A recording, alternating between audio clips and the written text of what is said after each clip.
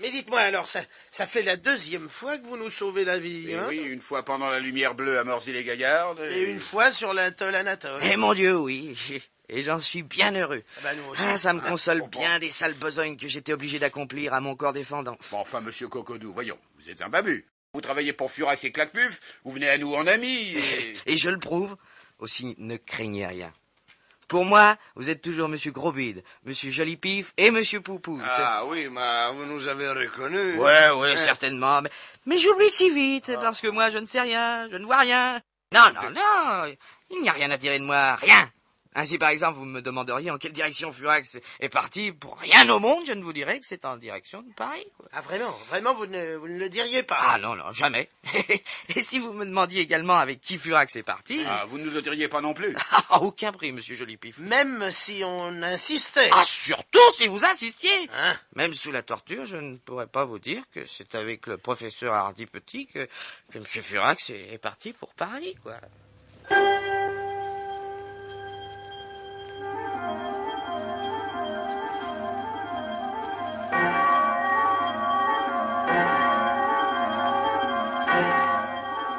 Harassé par 22 heures de voyage supersonique, un vieil homme ouvre en pleine nuit la porte des appartements privés à l'Institut d'électronique de Châtillon-sous-Meudon.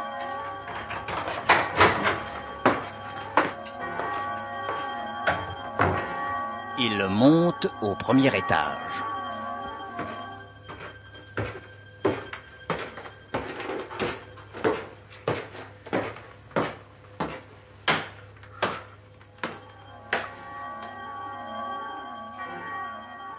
Sous la porte du bureau de l'ingénieur Théo Courant, de la lumière filtre.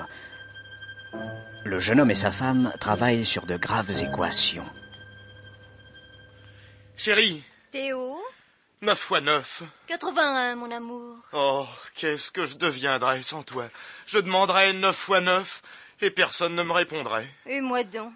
Je répondrais 81 alors que personne ne me l'aurait demandé. Oh, c'est bon de s'aimer entre savants. Oh, écoute. Quoi? Oh, j'ai entendu un bruit dans le couloir.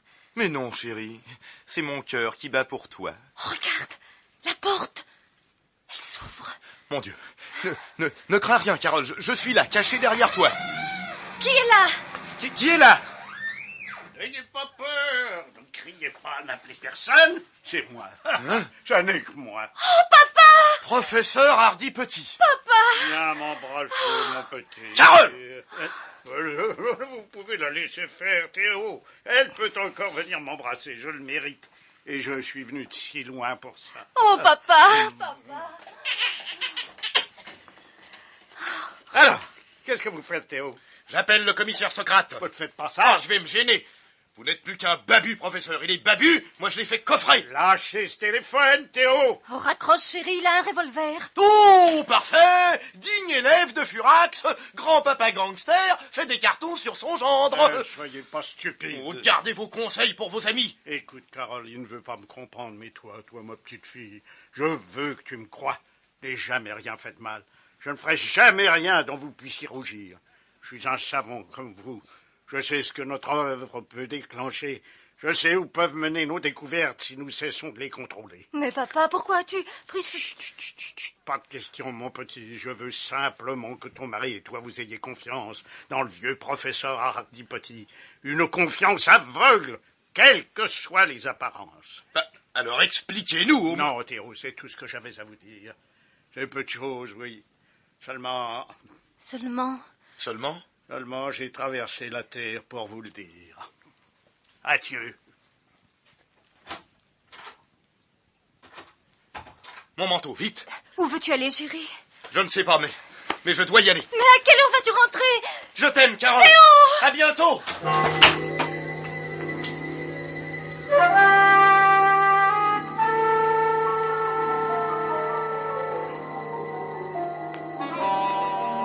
Dans son bureau remis à neuf, le commissaire Socrate travaille tard la nuit sur des dossiers importants et secrets.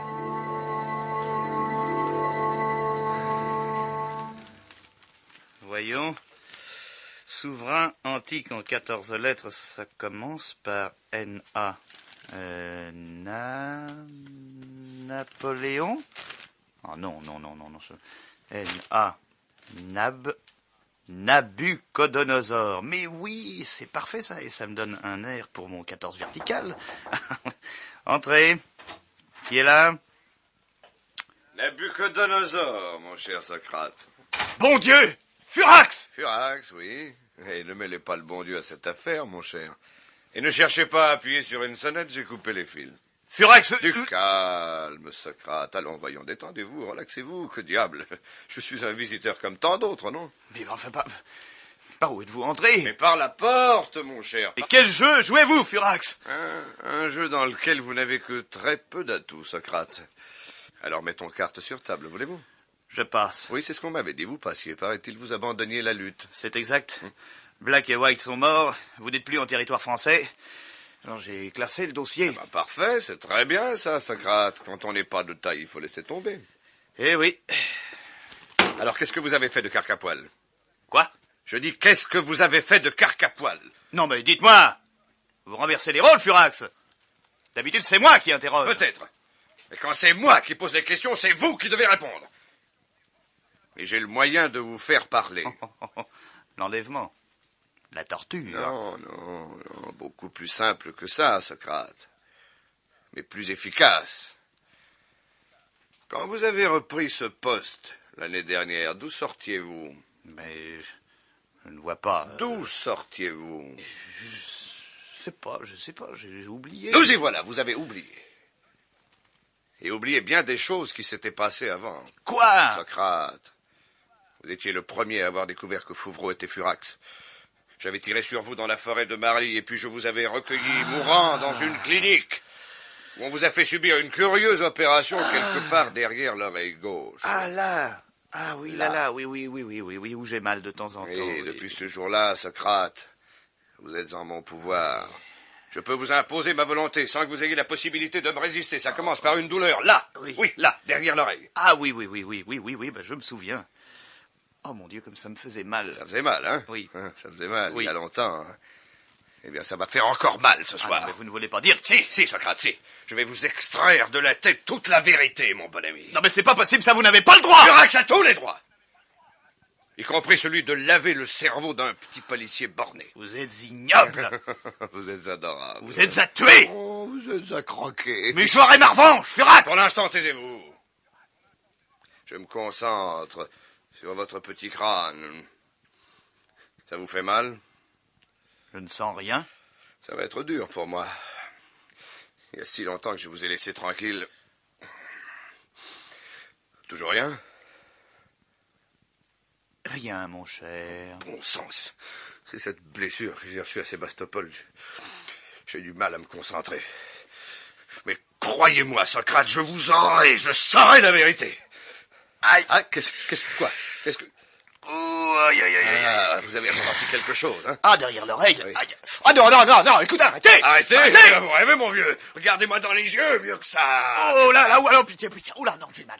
Non, Alors, répondez, Socrate, répondez! Non, oui, je répondrai. Bon, je vous écoute. Carcapoil. Oh là, disparu depuis 8 jours, il est sur une piste. Sûr? Oui. Alors, comment se fait-il qu'on ait découvert mon émetteur clandestin à Bougival, dans le poste à essence? C'est pas mes services. Mais je ne sais pas, moi j'ai abandonné. Bien vrai. Oui. Black et White sont morts. Pour moi, c'est classé. Ils sont vraiment morts? Oui, Asti aussi. C'est vous qui les avez tués, Furax. Ne dites pas ça. Mais qu'est-ce que vous voulez avoir d'autre? Plus rien. Oh. Plus rien. Vous pouvez fermer les yeux, Socrate, et redevenir vous-même. Retournez à vos mots croisés, Socrate. Moi, je retourne à la conquête du monde. Nous nous retrouverons peut-être un jour. Je ne vous le souhaite pas. Vous auriez encore très mal derrière l'oreille. Bonne nuit, commissaire. Et navré d'avoir forcé la serrure de votre petite tête.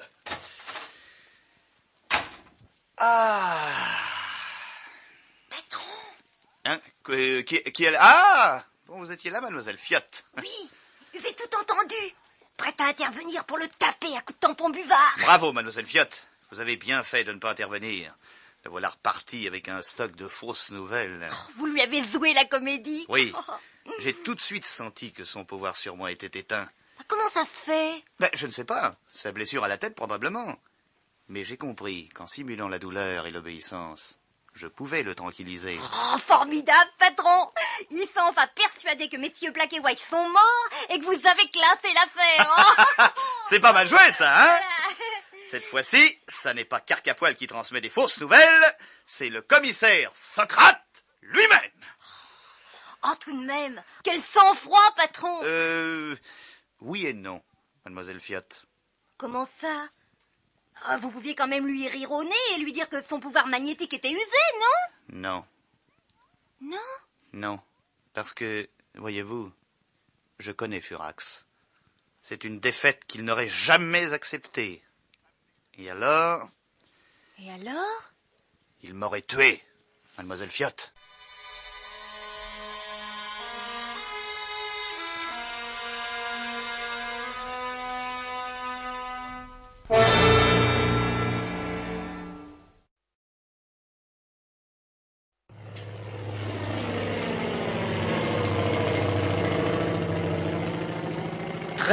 Très haut dans le ciel, très vite au-dessus des nuages de l'Asie et de l'océan Pacifique, un petit avion brille dans le soleil.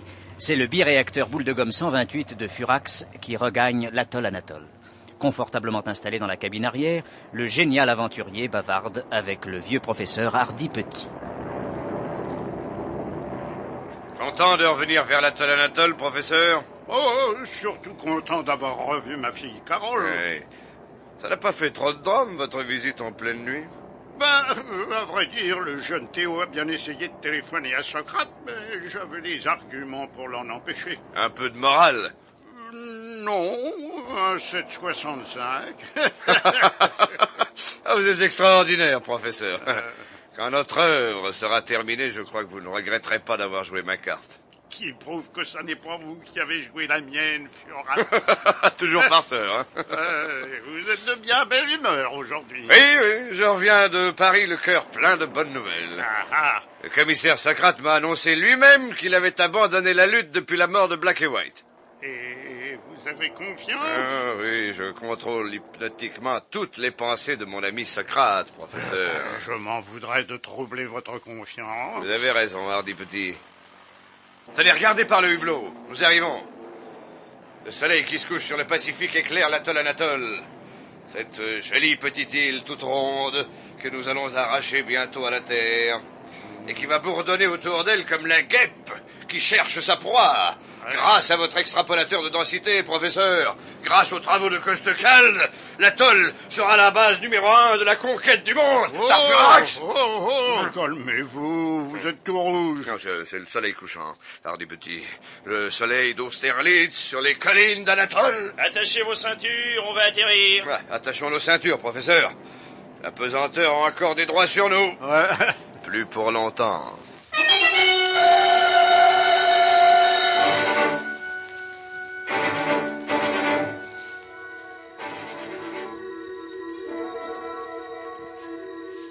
L'avion a atterri. Les deux hommes sont descendus, le soir aussi. Le boule de gomme 128, les réacteurs encore brûlants de la longue randonnée, semblent s'endormir à l'ombre du hangar. Plus personne sur le terrain. Et voici qu'une des portières de l'appareil s'ouvre lentement. L'ombre d'un homme se faufile le long de l'aile et saute à terre. Il époussette ses vêtements et dégourdit ses jambes ankylosées par un long voyage dans une position incommode. Une heure de plus dans cette soupe d'avion et je restais tordu comme un bigoudi. Ainsi donc j'y suis, sur cet atoll Anatole. Bon, eh bien, premier objectif, rejoindre les copains. Ils sont sur la côte ouest, donc en direction du soleil couchant. Courage, Théo, il faut arriver avant qu'il soit au lit.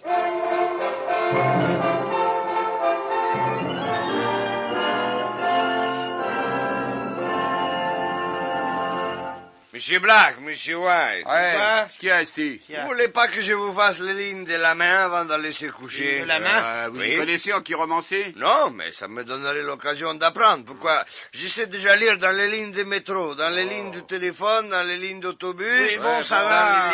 On verra ça à un autre moment. Tiens, il me semble que j'entendais pas. Voilà quelqu'un. Oui, on dirait, oui. On attend pourtant personne. Bon, en passant, sans doute. En passant, en principe, ça passe, mon vieux. Les pas ont l'air de s'être arrêtés devant la porte. Et il peut pas s'arrêter derrière. Pourquoi on y est? Ah oui, mais tiens. Si je me trompe pas, on frappe à la porte. Asti, allez d'en voir. Si. Bonjour, monsieur. Vous désirez... Oh, Cristo! Oh, Santa Madonna, bonté divine. Entrez. Bonjour, Asti. Bonjour, Black. Bonjour, White. Quoi? C'est pas possible. Théo! Théo! Théo, mais je rêve ou quoi? Vous ne rêvez pas, mes bons amis, c'est bien moi, Théo. Théo Courant en personne. Oh, ça alors, que bonne surprise. Entrez, monsieur Théo, entrez, venez. Que je me retire le pantalon en signe de joie. Asti, alors. Si, c'est la coutume à Napoli. Non, ça va, non, mais Théo, mon vieux, mais quel bonheur de vous revoir. Mais, on s'embrasse, allez. Oh, mais comment va Carole? Mais Bien, mais j'ai failli la perdre. Oh, j'ai passé des moments terribles, je vous raconterai tout ça en détail. Bon, enfin, Théo, comment êtes-vous arrivé jusqu'ici sans que Socrate nous ait prévenu? Très simplement. Comme vous le savez peut-être... Oui, ça, on le sait. Bon, alors inutile de recommencer. Enfin bref, le professeur Hardy Petit, amené à Paris par Furax, est venu à l'Institut d'électronique. Vous l'avez vu? Bien sûr, mais impossible de lui tirer quelque chose de positif. Il est resté très évasif, se cantonnant dans des généralités inconsistantes. Alors, quand il est reparti... je l'ai pris en filature. En filature, comment ça? Oui, la voiture de Furax est venue le rechercher. Oui. Je me suis glissé dans la balle arrière jusqu'à un terrain d'envol clandestin. Je suis descendu en douce, personne ne m'a remarqué. Furax attendait le professeur et tous deux sont montés dans un avion. Alors? Et moi, toujours mine de rien, je me suis faufilé dans la soute à bagages et me voilà. Casté! Vachement gonflé, Théo. Et à l'arrivée sur Anatole, pas d'ennui? Rien. J'ai pu sauter une demi-heure après l'atterrissage. Je me suis répandu dans la nature, je me suis débrouillé pour vous retrouver et j'ai réussi. Oh, ça c'est merveilleux, Théo, mais quel témérité, mais vous savez que vous risquiez gros. Hein. Je le sais, mais le temps est venu de prendre ses risques. Il se trame chez les babus quelque chose d'extraordinaire sur un plan dangereusement scientifique. Il faut en avoir le cœur net. Aussi, j'ai pensé que la présence ici d'un technicien devenait indispensable pour comprendre les projets de Furax. Voilà pourquoi je suis venu. Ben oui, mais Théo, comment comptez-vous opérer? Objectif numéro 1, m'introduire chez les babus. Ah, Christo, chez ceux du centre d'Anatole, ça va pas être facile. Je m'en doute, mais facile ou pas, il faut y parvenir. Et Maurice la Grammaire est enfermé chez eux, vous le savez. Je sais. C'est jusqu'à lui que je dois arriver. Bien sûr, mais comment? Ça demande réflexion. Oh, non, pas le temps de réfléchir. Il faut agir et vite. Parce que... Entrez. Excusez-moi, messieurs, j'étais dans les parages, alors je suis passé, histoire de vous dire un petit bonjour. Ah, monsieur Cocodou la Baïa. On peut dire que vous tombez à pic, vous. On va sûrement avoir encore besoin de vous. Permettez qu'on fasse les présentations. Asti, faites le maître de cérémonie. Volontiers. Alors, monsieur Cocodou, qu'on vous présente un ami de Paris, monsieur Théo. Et monsieur Théo, monsieur Cocodou, un ami du centre d'Anatole. Voilà. Très heureux, monsieur Cocodou. L'abaya pour vous servir. Je l'espère bien. Mais je vous connais, vous étiez bien le directeur de la centrale de Morville-et-Gaillarde. C'est bien possible. Moi, vous savez, je n'ai pas de mémoire, mais du moment que vous me le dites, moi, je veux tout ce qu'on veut. Je ne demande qu'à rendre service, à obliger tout le monde. Et c'est bien pour ça que vous tombez à pic, que vous allez être comblé. Mon Dieu, si c'est en mon pouvoir, bien que... Voyons. Alors, il se trouve que notre ami Théo, par simple curiosité scientifique, car monsieur Théo est un savant... Ah, très bien, compliment. Mais je ne veux pas le savoir, ça ne me regarde pas. Bien sûr, mais laissez-moi finir. Monsieur Théo, donc, a le plus vif désir d'entrer au centre d'Anatole. Oh, mais ce n'est pas moi qui m'y opposerai. Il n'a qu'à se présenter et dire ce qu'il veut. Il sera très bien reçu. Avec une rafale de mitraillettes, sans doute. Oh, comment pouvez-vous dire ça? Qu'est-ce que vous me demandez au juste? Bon, nous y voilà. Vous allez, vous, Cocodou la Baïa, faire entrer secrètement notre ami au centre. Non, ce n'est pas possible. Tout ce que vous voudrez, mais ça, non, je ne peux pas, je ne peux pas. Mais si, vous pouvez. Alors, Cocodou, vous êtes notre ami, que vous le vouliez ou non, vous jouez notre jeu. Oh, mon Dieu, que je suis faible. Ah, votre faiblesse fera notre force. Alors, d'accord? Oui. Oh, Seigneur, quelle histoire. Et comment faire? Évidemment, il ne s'agit pas de le faire entrer comme ça au grand jour. Nous avons dit secrètement. Christo, moi, j'ai une idée. Ah oui? Ah, mon Dieu, quelle aventure. Que monsieur Cocodou, il fait la transmission de la Gouniaf entre monsieur Momo et nous. Oui. Alors pourquoi on ne se servirait pas de ce moyen Mais pour, oui, excellente idée, Asti.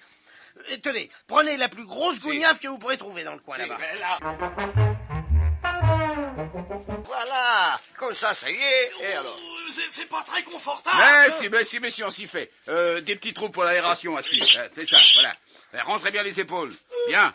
Asti, allez, ajustez l'autre à moitié. Alors, voilà, comme ça. Là, c'est ça, voilà.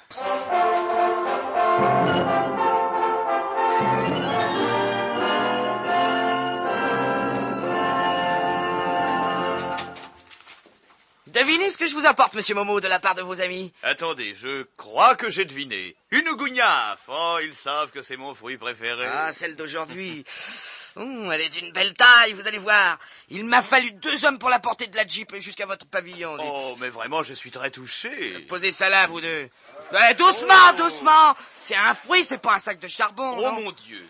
Mais jamais je n'ai vu de gougnafe aussi monstrueusement développée. Ah, je crois qu'elle va vous plaire. Ah, si la pulpe se rapporte à l'enveloppe.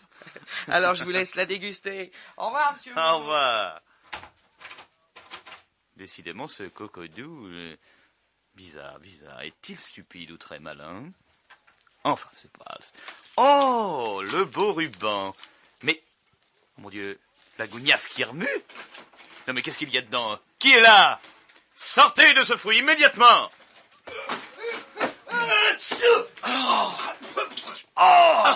Bonjour, mon cher Maurice. Quoi? Mais vous? Oui, moi. Théo! Oui, Théo. Mais... qui partit de Paris dans une malle arrière, a voyagé dans une soute à bagages et terminé dans un potiron géant. Ah, mais je... Non, mais alors... Non, mais je rêve. Non, vous ne rêvez pas. Dans votre lutte contre les babus, il vous fallait un savant. Je n'avais pas le droit de rester tranquillement chez moi. Théo, c'est bien ce que vous faites là. C'est normal, Maurice. Vous risquez votre vie chaque jour. Black, White et les autres. Je veux être au premier rang, à vos côtés. Mais Carole... Elle m'attend. Elle a compris. Elle sait que je lui reviendrai. Et vous pleurez, Théo? Non, mon vieux. Un peu de jus de gougnafe dans l'œil. Ça ne fera rien. Alors allons-y! À l'assaut! Le principal est que nous soyons ici tous les deux, Théo. Dans cette lutte inégale, c'est un savant comme vous qu'il nous fallait, même plein de jus de gougnafe. À présent, nous allons passer à l'action. Oui? Il faut que je sache ce que Furax prépare. J'ai l'impression qu'il s'agit d'une chose effrayante. Et Théo! Attention. Quoi, qu'est-ce qu'il y a? Claquemuf arrive. Il vient par ici. Bon sang! Oui, il entre dans notre pavillon. Mais où est-ce que je me cache? Je ne sais pas, tiens, remettez-vous dans la gougnafe. Ah non, zut, non, assez pour aujourd'hui. Non, je vous en supplie, Théo. C'est la gougnafe ou la mort. Oh, j'en ai marre des vitamines. Enfin. Allez, vite, allez, cachez-vous dans la pulpe. Dans la pulpe, voyons, voilà. Là, c'est ça, là, voilà. Remettez le couvercle, Maurice. Dépêchez-vous. Ne nous affolons pas, allez. Cocodou là-bas, il est devant la porte. Comme il est responsable de votre présence clandestine, il va sûrement retenir Claquemuf en lui faisant la causette.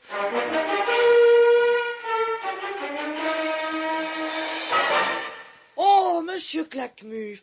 Quelle bonne surprise, monsieur Claquemuf. Oh, je suis bien content de vous voir, monsieur Claquemuf. Toujours dévoué à vos ordres, monsieur Claquemuf. Ôtez-vous de là! Laissez-moi entrer. J'ai à parler à ces messieurs Momo. Mais certainement, monsieur Claquemuf. Mais une seconde, s'il vous plaît. Voilà, monsieur Claquemuf. Disparaissez de ma vue, sauterelle iconoclaste. Tout de suite, monsieur Claquemuf. Très honoré, monsieur Claquemuf. Je referme la porte, monsieur Claquemuf. Cet imbécile est ivre où il se rend compte de ma valeur. Ah! Voici enfin notre futur grand babu en imitation. Bonjour, monsieur Momo. Alors, il paraît qu'on est un peu nerveux en ce moment? Bonjour, monsieur Claquemuf. Voyez-vous, nerveux, c'est beaucoup dire. À cheval sur les convenances, soucieux des prérogatives, voyez, c'est plutôt cela. En vérité. Eh bien, mais voilà qui n'est pas mauvais signe. Commenceriez-vous à prendre conscience de votre personnage? Exactement. Je sens s'opérer en moi, à la suite de vos leçons, comme une lente transformation, comment dirais-je... Une salutaire évolution? Une sorte d'affirmation de votre toute-puissance. C'est ça, n'est-ce pas? Positivement. Je me sens devenir quelqu'un, plus que quelqu'un, quelqu'un au-dessus des autres. Je m'élève. Voilà qui est bien. Voilà qui est parfait. Oh, vous avez là un joli fruit, une gougnafe, je crois. C'est cela même, une gougnafe. Elle vous plaît? Si elle me plaît. Mais je n'en ai jamais vu d'aussi grandiose, d'aussi appétissante. On peut goûter... Non, n'en faites rien, monsieur Claquemuf, non, ce n'est pas le moment, Mais vraiment. c'est toujours les moments de se régaler de si jolis gougnaves. Non, dans un jour ou deux peut-être, mais pas aujourd'hui. Comment pas aujourd'hui, pourquoi? Sortez, Claquemuf! Sortez, ordre du grand babu, allez! Vous prenez votre rôle un peu trop au sérieux, mon jeune ami. Et vous le prenez un peu trop à la légère, mon petit bonhomme. Allez, hop, disparaissez, j'ai dit, allez!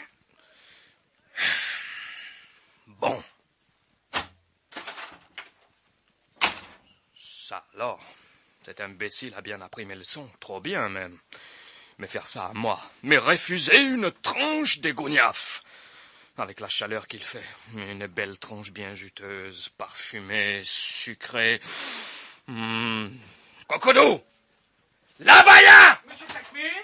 Approchez, langoustine gluante. Qu'est-ce qu'on vous a fait, monsieur Claquemuf? Où ces Momo s'est-il procuré cette belle gougnave? Eh bien, ce sont les amis de monsieur Momo. Vous savez, les indigènes gros bides et jolis pifs. Ils cultivent la gougnave? Je crois... On les engage immédiatement. J'ai vu qu'ils me plantent des gougnaves partout. Mais monsieur Claquemuf... Pas des discussions! Grotesque petite morve. Je veux qu'ils fassent pousser des gougnaves sous mes fenêtres, sur ma terrasse, des grosses, des énormes gougnaves, pleines de sucre, qu'on les paie à prix d'or, qu'ils commencent tout de suite. Je suis Claquemuf! J'ai vu les plus belles gougnaves de tout l'hémisphère sud. C'est compris, Cocodou? Oui, monsieur Claquemuf. Vous aurez les plus belles du quartier. Vous devriez déjà être chez Grosby des jolis fifs. Disparaissez!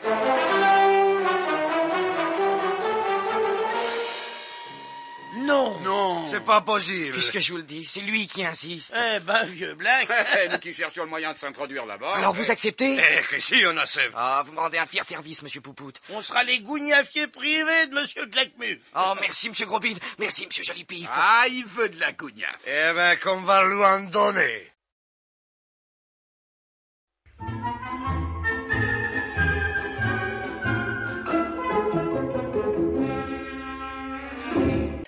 Et venez vous autres, par ici. Cerveau. Là. Voici votre logement. Ça vous plaît? Oui, monsieur Claquemuf. En tant que misérable indigène, vous n'avez sûrement jamais eu pareille habitation. Jamais, monsieur Claquemuf. Voilà, vous avez l'eau courante, des water à 3 places orientables, une douche à jet octopolygonal, et là, 2 robinets. Oh, c'est chouette. Oh, ça, c'est formidable. Je veux que vous soyez à votre aise. Mais en retour, vous savez ce que j'attends de vous. Non. Oui. Ah oui. Je veux que vous me fassiez pousser des gougnaves partout. Compris? Oui, partout. Et pas de la gougnaves de Syrie. Oh non, ça ne se permettrait pas. Je veux de la gougnaves exceptionnelle. Comme celle que vous avez envoyée à votre ami Momo. Compris? Oui, compris. Répétez avec moi. Je jure que les gougnaves du grand Claquemuf seront les plus belles du monde. Je jure que les gougnaves du grand Claquemuf seront les plus belles du quartier. Eh bien! Ah, gougnaves, sans qui la terre ne serait que ce qu'elle est. La gougnaves avec nous! La gougnaves au-dessus de tout! Allô? Anatole, paradis de la gougnafe, Anatole, Olympe de la gougnafe, gougnafe, divinité rafraîchissante, gougnafe, suprême orgueil et suprême espoir des Claquemuf, le magnifique. C'est pour vous, monsieur Gougnafe. Pardon, monsieur Claquemuf, monsieur Furax, il vous demande de toute urgence. Furax? Ah, qu'il aille se... C'est bon, j'y vais.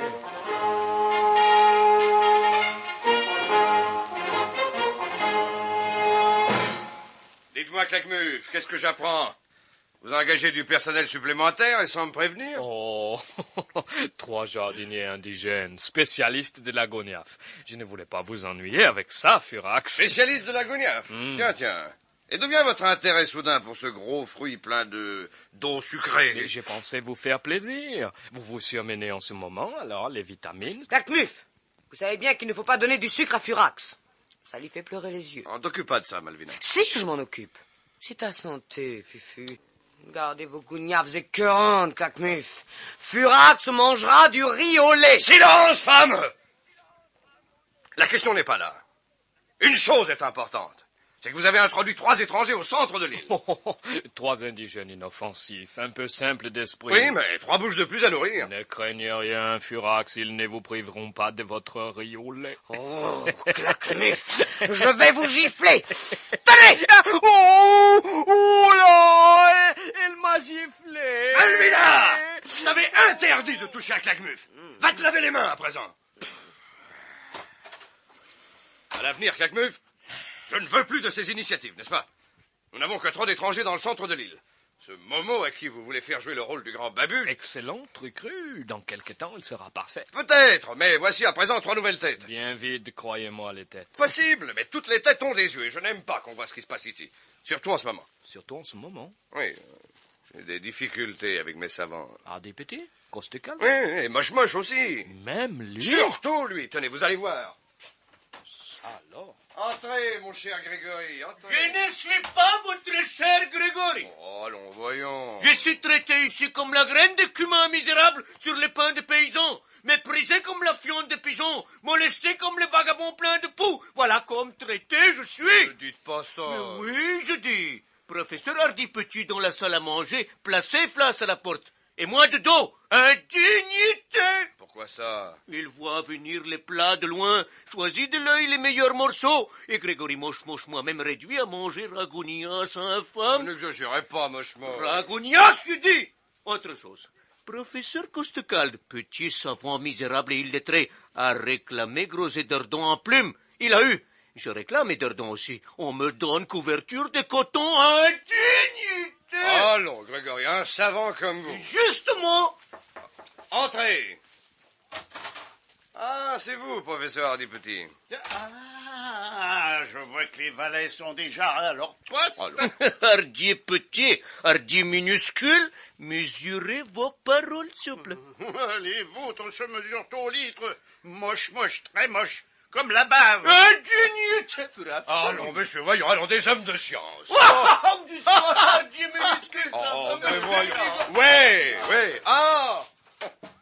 Auguste Costecalde, il manquait plus que vous, tiens. Ah, tiens, les chiens se battent déjà. Où est l'os? On ne vous a rien demandé, vous, monsieur. Voyou. Comment? Moi? Voyou? Autant que lui, indigne. Allons, voyons. Alors, vous comprenez, Claquemuf. Vous comprenez maintenant pourquoi je ne veux pas d'étrangers ici en ce moment.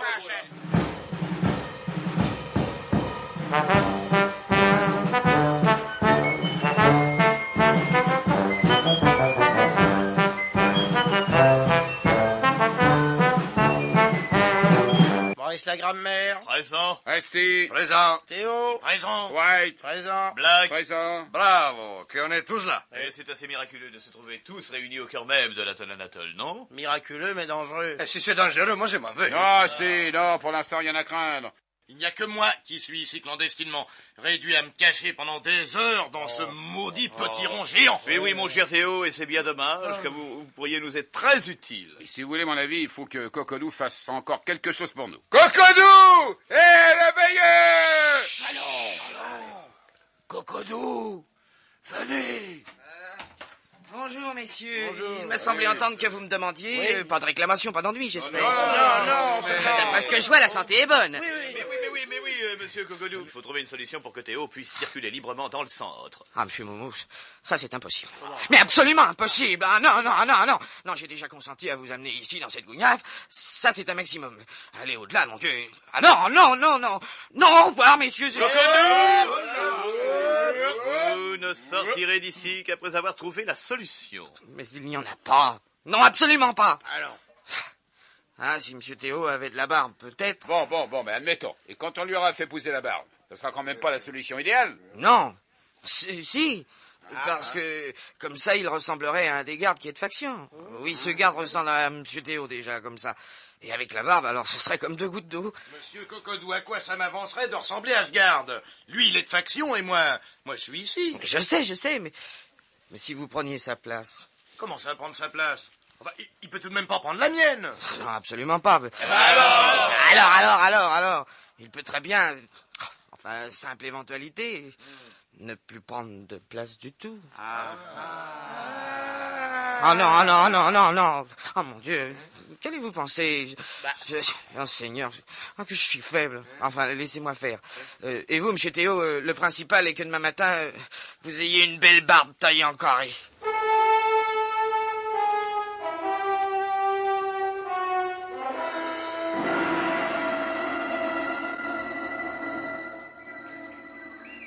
C'est le soir sur le centre de l'île, sur les bords aussi d'ailleurs, mais là-bas tout est calme. Tandis que dans l'ombre bleue des bambous, une silhouette se glisse le long du chemin de ronde.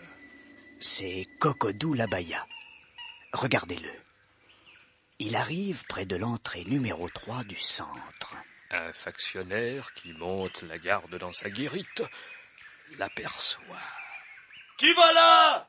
C'est moi, Glusbok, c'est moi. Ah, monsieur Cocodou, moi pas reconnu, vous reconnu moi? Ah oui, Glusbok, votre belle barbe noire se voit même la nuit.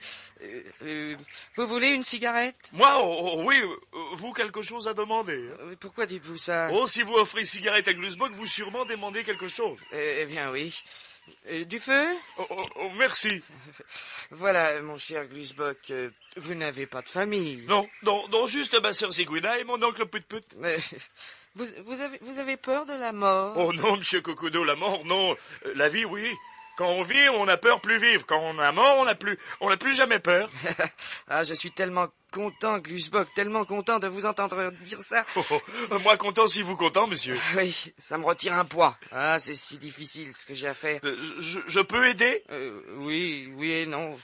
Je suis tellement désolé d'avoir à agir comme ça. Faut pas désolé, monsieur Cocodou, la vie est belle. Oui, je sais. C'est ça qui est navrant pour moi. Pour monsieur Cocodou. Glusbok. Oui? Fermez les yeux. Les deux? Oui, les deux. Là, monsieur Cocodou. Oh, vous avez ouvert couteau à cran d'arrêt. Glusbok bien reconnu, clic. Oui, c'est exact. Mais gardez les yeux fermés. Oh, vous allez faire une blague. Oui, c'est cela, hélas. Une blague. Glusbok aime bien les blagues. Toujours rigolo, les blagues. Eh bien, je vais vous faire la dernière, mon pauvre ami. La dernière? Oui, la dernière. Tiens!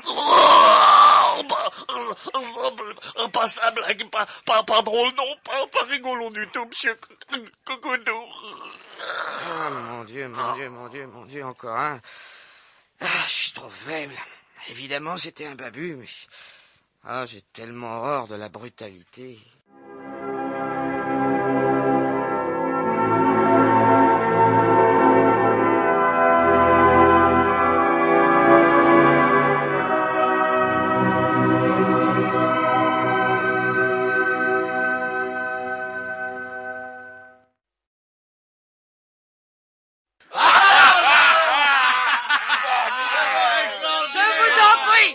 Je vous en prie, pas tant de bruit. Monsieur Claquemus va se demander pourquoi ces jardiniers sont tellement joyeux. Oh, bah dites, Cocodou, il y a de quoi jubiler. Vous avez encore une fois donné un gentil coup de main. Ouais, n'en parlons plus. Et taillez cette barbe bien carrée, monsieur Théo, et vous ressemblerez trait pour trait à ce pauvre Glusbok. Glusbok? Oui, le garde que vous allez remplacer. Mais, au fait, qu'est-ce qu'il est devenu? Eh ben, il a eu, disons, un accident. Bon. Enfin, je vous rappelle que c'est vous qui m'avez, pour ainsi dire, obligé. Et moi, je suis si faible. Alors, tenez, voilà ses papiers, son uniforme. Ouais. À partir de maintenant, monsieur Théo, vous êtes Glusbok, garde 85, porte C de service de 8h du soir à 6h du matin. Bon, mais le reste du temps, je peux aller et venir dans tout le centre. Ah, tant que vous voulez. Parfait. Alors, les enfants, qu'est-ce que je fais? Eh ben, il me semble qu'il faut attaquer sur le plan scientifique. Ah oui, il s'agit d'empêcher les 3 savants qui travaillent pour Furax de poursuivre leurs travaux, quoi. Eh bien, mais justement, Cocodou, mon cher. Oui, monsieur Momo? Vous nous avez bien dit que le torchon brûlait entre les 3 hommes de science. Oh oui, ça il brûle. L'ingénieur moche, le professeur Hardy Petit et Auguste Costecalde ont commencé à s'injurier chez monsieur Furax lui-même. Ah oui, ça devait être tout joli. Justement, je vais m'introduire auprès de chacun d'eux et tâcher de les pousser à bout. Vous ne croyez pas? Si, écoutez, alors je vais vous dire, c'est la seule chose à faire. Tant qu'ils se disputeront, ils ne travailleront pas. Bah voyons. Et c'est ça que nous voulons. Cocodou Labaya, montrez-moi où habitent ces messieurs. Eh bien, pas ici, monsieur Théo, mais soyez prudent. Ne craignez rien, cher ami, je tiens à ma peau encore plus que vous.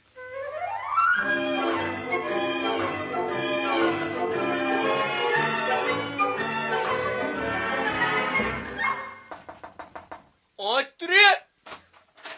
Ingénieur Moche-Moche. Grégory Moche-Moche, moi-même, qu'est-ce qu'il s'agit? Je suis le garde Glusbock, je viens pour les rideaux. Les rideaux quels? Les rideaux de vos fenêtres, je viens les retirer. Retirer rideaux? Mais comment endormir je vais? Pourquoi retirer rideaux? Pour le professeur Hardy Petit. Oui, il les a réclamés. Il dit qu'il a plus de droit que vous ici. Qu'est-ce qu'il... Accueille! Assaut de ce bouche! Oh, je crève, moi. J'étouffe! Assaut! La coupe!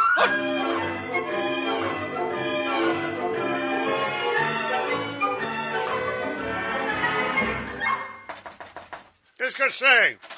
Garde Glusbock, monsieur le professeur Hardy Petit, j'apporte les rideaux. Quel rideau? Eh ben, ceux-ci, monsieur, qui étaient dans la chambre de l'ingénieur Moche-Moche. Quel titre? L'ingénieur préfère les vôtres, alors il les a réclamés. Et comme il a plus de droits que vous, paraît-il... Plus de droits que moi? Oui, c'est ce qui m'est... Plus de droits que moi? Mais qu'est-ce que c'est que cette histoire? Ah, c'est ce qui mais ça va pas se passer comme ça. Ah, mais non.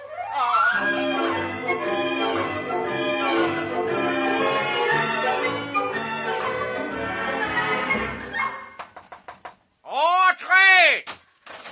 Professeur Costecalde, je viens pour les rideaux. Mais ils sont inouïs! Inouïs! Tu entends, Malvina, tu les entends, tu les vois! Ces petits savants à grosses têtes qui se mettent tout d'un coup à s'agiter comme des grelots! Mais je vais les pulvériser, moi! Je vais les massacrer, moi! Calme-toi, Fufu. Tu t'énerves pour rien. Pour rien? Pour rien? Ces trois imbéciles sont quelque chose pour moi. Sans eux, qu'est-ce que je peux? Et les voilà qui se crêpent le chignon comme des prostituées. Oh, mon Dieu, mon Dieu! Furax, mon petit. Non. Ah non, non, ne te passe pas les mains sur la figure. Là, voilà, tu t'es mis plein d'encre sur la joue. Oh, toutes les catastrophes sur ma tête aujourd'hui. Donne-moi ton mouchoir. Oui, tiens. Voilà. Allez, crache. Ah non, mieux que ça, allez, crache. Là, voilà. Attends que je te fasse. Aïe! Oh, tu me fais mal, Vina. Ça y est, c'est parti. Assez! Je n'admets pas, vous entendez, je n'admets pas qu'on hausse le ton devant moi. Mais Furax! Ta gueule, Hardy Petit! Ta gueule! Très bien. Ce manque de respect, ajouté au refus de travailler que vous avez manifesté depuis 2 jours, va recevoir sa sanction. Oh, bah ça c'est trop. Silence! Silence! Ah, vous avez voulu jouer à faire la grève, mes agneaux. Eh bien, vous allez payer. Qu'est-ce que vous menacez nous de faire, Furax? Nous renvoyer? Non, non, vous n'êtes pas le corps de ballet de l'opéra, non. Non, au contraire. Claquemuf! Furax? Ah, vous étiez là? Oui, j'écoutais à la serrure. Oui. Et vous allez me coller ces 3 pantins au cachot. J'ai dit! Et vous en aurez la responsabilité, Claquemuf. Vraiment? Vraiment. Châtiez-les comme vous l'entendez, mon cher. Il faut me les mater à tout prix. Vu? Vu. Je m'en remets à votre imagination.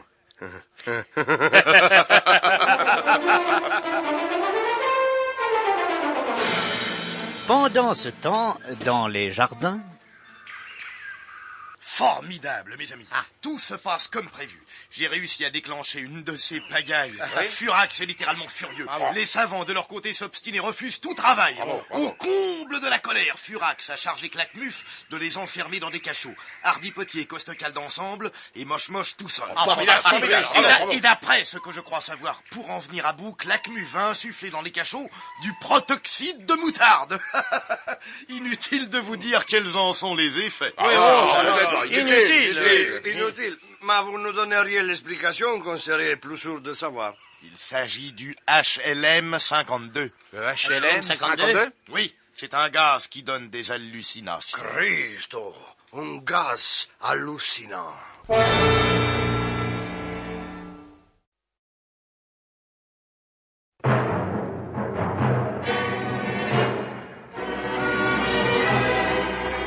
Triste situation. Victimes de leur vanité, 3 savants s'étaient révoltés contre Furax. Les voilà à présent entre les mains de Claquemuf qui les a enfermés dans des cachots obscurs. Sombre situation, car l'innoble geôlier, pour avilir encore ses victimes, insuffle dans leurs cellules le terrible protoxyde de moutarde, le gaz hallucinant qui trouble la raison. Seul dans sa prison, l'ingénieur Grégory Moche-Moche voit sombrer peu à peu sa belle intelligence. Pauvre Grégory, pauvre. Où es-tu? Pourquoi les murs gris? Ah, pourquoi les grands voiles mauves de deuil qui enterrent tant? Ah, je sais, c'est Grégory Moche-Moche moi-même qu'on porte au cimetière. Oui, j'entends cloche funèbre. Fini, Grégouchki. Fini, petit génial inventeur, ta vie s'efface comme équation insoluble sur tableau noir de la nuit éternelle. Tu entends le vent sur la plaine de l'hiver, le vent qui souffle à travers ton crâne vidé de sa science, à travers les trous de tes yeux vidés de leur lumière. Horrible. J'entends comme respiration sifflante, comme un jet de gaz qui entre dans ma tête, qui l'empoisonne. Et puis voilà que ça s'arrête. Est-ce que la mort, Grégory? Est-ce la mort? Tu n'entends plus rien? Que les clés de l'enfer. Alors, ingénieur Moche-Moche, on a fait des jolis rêves? Quoi? Où? Non, vous n'êtes pas mort. Je vous ai simplement bercé au protoxyde des moutardes. HLM 52? Oui, ingénieur Moche-Moche, HLM 52, le gaz hallucinant. Atroce, cher Claquemuf, simplement atroce. À part les sommeils, avez-vous besoin d'autre chose? Oui, j'ai faim. Sans manger depuis hier, je suis resté. Le bon oncle Claquemuf a songé à tout. Vous allez me donner, Tenez, je vous ai apporté... Du pain, rien que du pain. Donnez, je vous prie, pain meilleur que pas de pain du tout. Non, tenez, j'ai pitié. Attendez. J'ai apporté aussi une petite gâterie. Je ne savais pas si vous la méritiez. Saint-Olga, du pâté en croûte. Oui. Votre regard brille, cher Grégory Moche-Moche. Donnez, Claquemuf, je vous prie. Vite, j'ai faim, s'il vous plaît. Regrettez-vous votre petite révolte? Oui, je regrette, je jure. Parfait. Mangez. Ah, regardez ce chien. Et dire que ça se croit un grand savant. Quelle abjection. Oh, vous pouvez injurier, Claquemuf. J'ai mangé, je suis récompensé. Vous voulez dire puni? Puni? Pourquoi donc, je vous prie? Vous ne me demandez pas des nouvelles de vos deux collègues? Ah, hardi petit costecade, comment sont-ils? Morts. Quoi? Ils sont morts, mon cher Moche-Moche. Et vous devriez en être le premier informé, puisque... Puisque quoi, s'il vous plaît? Puisque vous venez de les manger.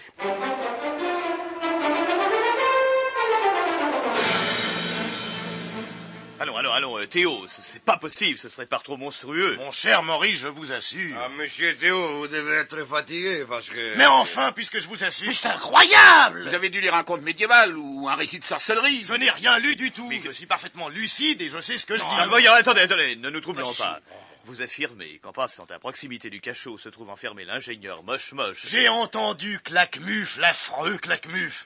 Oh non, puis j'ose plus le répéter, c'est trop abominable. Mais si, allons, Théo, allez-y. Oui, j'ai entendu Claquemuf demander à Moche-Moche si le pâté qu'il venait de manger était bon. Oui. Moche-Moche a répondu que oui.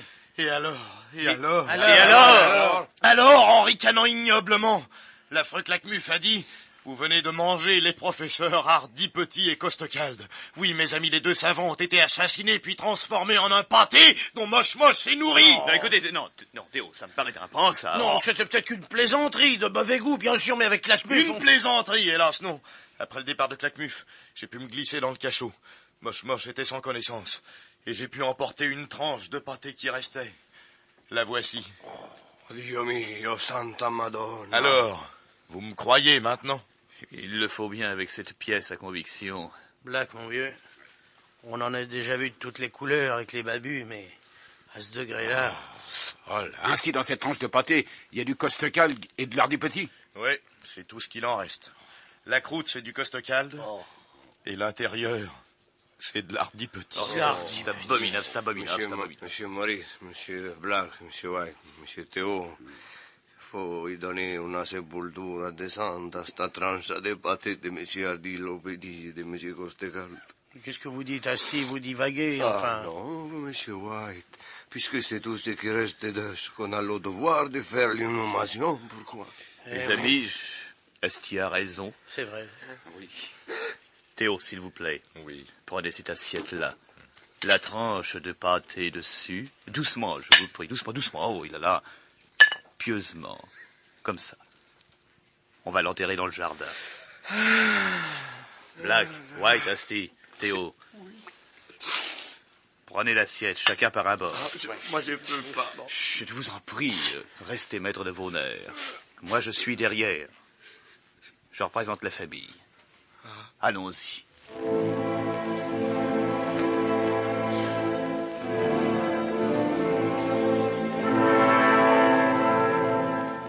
Doucement, doucement.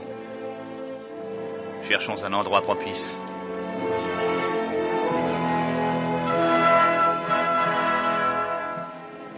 Ici, monsieur Maurice, dans ce trou qu'on a creusé pour planter des lagunias. Oui, oui. Allez, mes amis. Déposez-y les dépouilles de pâté. Non, posément, posément. Respectueusement. Dites, monsieur Maurice, je pourrais pas y goûter avant? Pourquoi, c'est peut-être... Alors, Asti, vous n'avez pas honte? Oh, excusez-moi, monsieur Maurice, mais c'est plus fort que moi, je suis amateur de pâté. Oui, mais quand même. Monsieur Théo, il aurait pu en rapporter 2 tranches. Voulez-vous vous taire un pis? Non, du pâté des savants, ça se trouve pas tous les jours. C'est tout ce qui restait, Asti. Voilà. Alors maintenant, bien au fond du trou. Il ne reste plus qu'à combler à présent. Maurice, peut-être pourriez-vous prononcer quelques paroles émues sur la tombe. Vous avez raison. C'est un photo de ciel. Professeur Hardy Petit, professeur Costecalde, c'est pour moi un bien triste honneur que de prononcer l'éloge funèbre de la tranche de pâté que vous êtes devenu. Cher professeur Hardy Petit, croûte de Costecalde, Grouda de Gostecalde, cher à pâté d'Hardy Petit, sous la rosée amère de nos larmes de regret, allons pleurer vous autres. Reposez en paix, dans l'éternel silence de cette terre. Adieu, pâté expiatoire. Adieu, pâté expiatoire. Adieu, Costecalde croustillant. Adieu, hardi petit moelleux et cuit à point. Hardi petit moelleux et cuit à point. Requiescant in pâte. Requiescant in pâte. Eh bien, messieurs, mais qu'est-ce que vous faites? Ça, par exemple, c'est trop drôle. Vous n'avez pas honte de rire un enterrement? Un enterrement? Mais quel enterrement? Alors, vous voyez pas, non? Ce pauvre professeur Hardy Petit, ce pauvre monsieur Costecalde, qu'on fait l'inhumation de leur pâté en croûte. Qu'est-ce que... Ah oui, je comprends. Non, mais... Ouais. Oh non, ne me dites pas que vous avez marché. Comment marcher? C'est Claquemuf qui a fait croire ça à l'ingénieur Moche-Moche pour le punir. Alors. Un peu de tenue, je vous prie. Je sais parfaitement à quoi m'en tenir. Oh, mais monsieur Théo, voyons. D'ailleurs, regardez là-bas au fond du jardin qui vient entre deux gardes. Oh là! Ma parole! Eh bien... Hardy Petit et Costecalde, bien vivants! Alors ça... Oh, ben quelle histoire! Enfin, tant mieux, tout va bien. Oh, tout va bien, alors je peux la manger, cette tranche de pâté. Si vous voulez, Asti, exhumez. Mais quand même, mes amis, ça a été une bien belle cérémonie. À suivre! Et de qui la mise en onde? Et Pierre Arnaud de Châssy-Poulet, voyons. Signé Pierre Dac et Francis Blanche.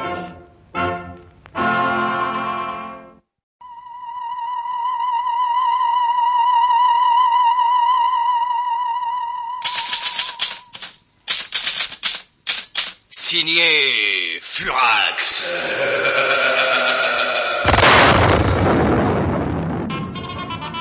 Clic-clac, la lumière qui éteint. 10e épisode.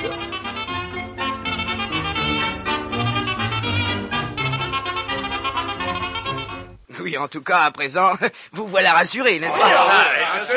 On vient de les voir passer. Tellement rassuré que je me la mange, moi, cette tranche de pâté en croûte. Non. Donnez-moi un bout, Asti, allons. Moi aussi. Monsieur Black, monsieur White, doucement. Mais non. Moi aussi, j'en veux, Asti. Voilà, monsieur tout, un bout de croûte pour vous. Mais dites-moi, il n'est pas mauvais, au fond, ce pâté. Moi, depuis que je sais que c'est pas fait avec les deux savants, je le trouve même fameux. Oui, comme tu dis, fameux, mon vieux. Vous en voulez un bout, monsieur Cocodou la Non, je vous remercie. Oh, prenez pas cette air dégoûté, non, c'est pas de l'Hardy Petit, Ils viennent d'entrer chez Monsieur Furax. C'est pas non plus du Costecalde. Oui, je sais. Mais moi, n'est-ce pas, j'ai beaucoup connu Jiki. Et alors? Jiki? Oui, un vieux chien qui est mort de vieillesse avant-hier. Quoi? Oui, vous savez, la viande est rare sur l'île. Alors, le chef a eu l'idée de...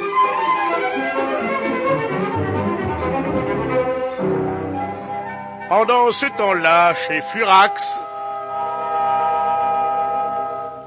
Nous n'avons plus le temps de nous quereller. La réalisation de notre grandiose projet est pour demain. Et vos noms à tous y seront associés. Ah. Je vois que vous levez la main, Hardy Petit. Qu'est-ce que c'est, Pipi? Oh non, Furax, oh là. Mais je crois qu'il y a quelque chose que nous devrions mettre au point pour éviter des incidents.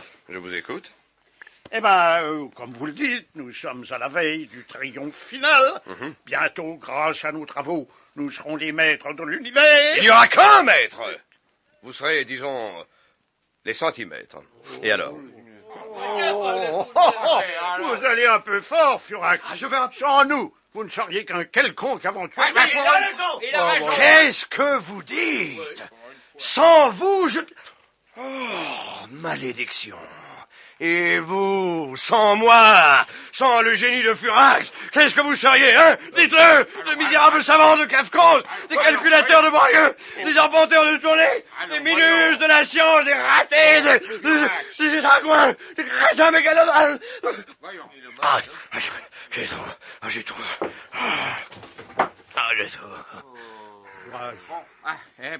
Furax, mais qu'est-ce qui vous arrive? Il est tout violet, mais... Dites donc, est-ce que... Non, par Saint-Olga, il est juste évanoui. Oh, attention! Voilà Malvina. Fufu! Furax! Oh, Edmond, mon petit, mais qu'est-ce qu'il a? Vous me l'avez tué avec vos histoires! Fufu! N'ayez crainte, Malvina, très chère. Furax est juste évanoui. Rien, Malvina. Sortez tous! Tiens, Fufu, tiens. Ouvre les lèvres. Ouvre tes belles lèvres endormies.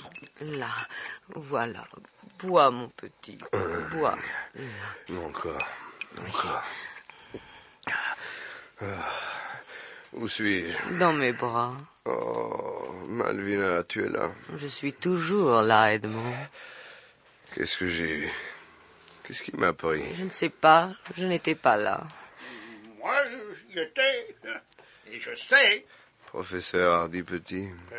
Excusez-moi d'être encore là, mais vous m'avez inquiété, Furax. J'étais évanoui, n'est-ce pas? Oui, évanoui. Mais d'où ça vient-il, professeur, à votre avis?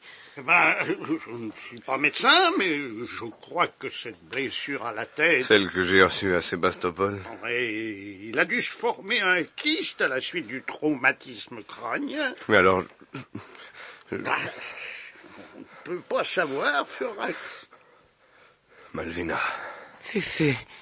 Il faut se dépêcher de finir notre tâche, mon petit. Furax n'en a plus pour longtemps.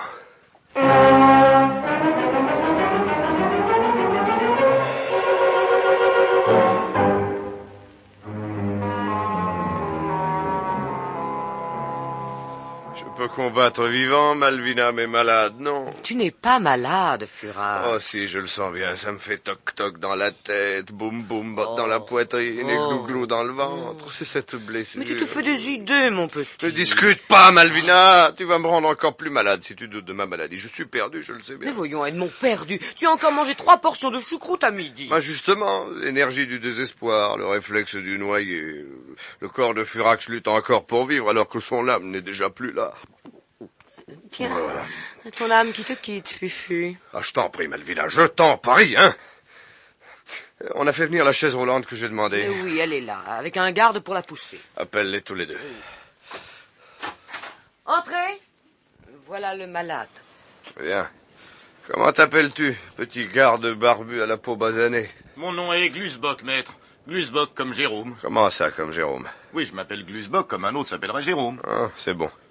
N'oublie pas que tu transportes un homme malade. Un grand homme très malade. J'ai de bons freins, maître. Alors pousse-moi chez le professeur Hardy Petit.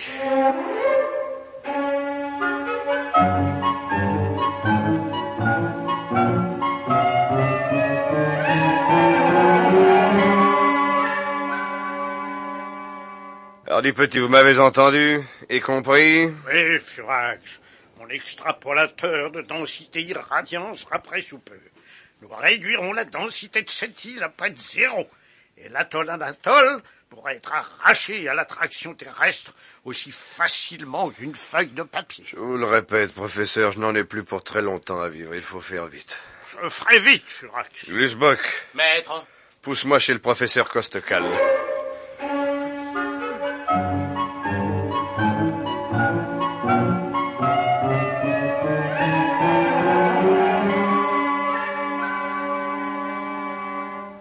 Comptez sur moi, Furax, tout sera prêt d'ici une semaine. C'est encore trop long. Eh ben, alors disons 15 jours. C'est mieux.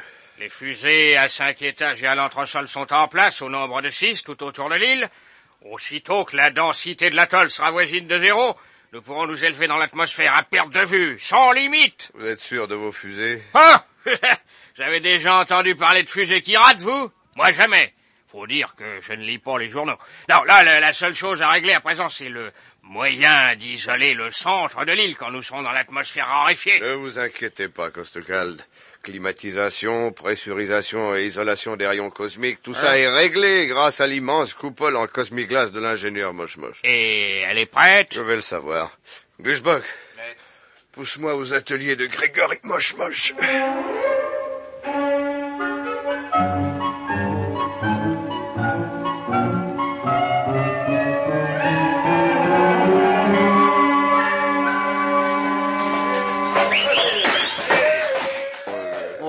Cher Furax, dans le désolant fauteuil à roulettes, arrêtez travail tout le monde!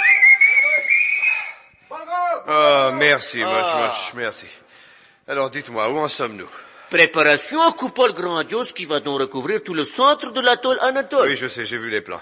Comment vous y prenez-vous? Et je fais donc coupole en cosmiglace, matériau invention Grégory Moche-Moche. Cosmiglace, matière isolatoire rayon cosmique, transparente, imperméable pour le chaud, le froid, le tiède, résistant à pression 6 milliards de tonnes par centimètre carré. Oui, je sais. Ainsi, ces énormes plaques...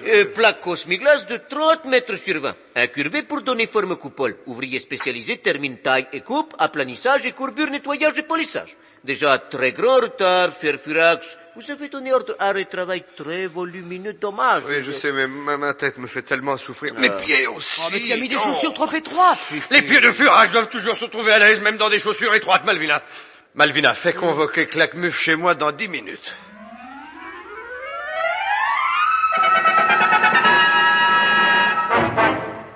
Vous m'avez demandé, Furax? Oui, écoutez-moi bien, Claquemuf. Moche-Moche a fait de la bonne besogne. Malvina, une boule de gomme. Ah non, Fufu, non, Oui. tu sais bien que ça te donne des aftes. Tu es allergique aux boules. Tiens, voilà une sucette au lard de poitrine. C'est bon pour ce que tu as. Merci.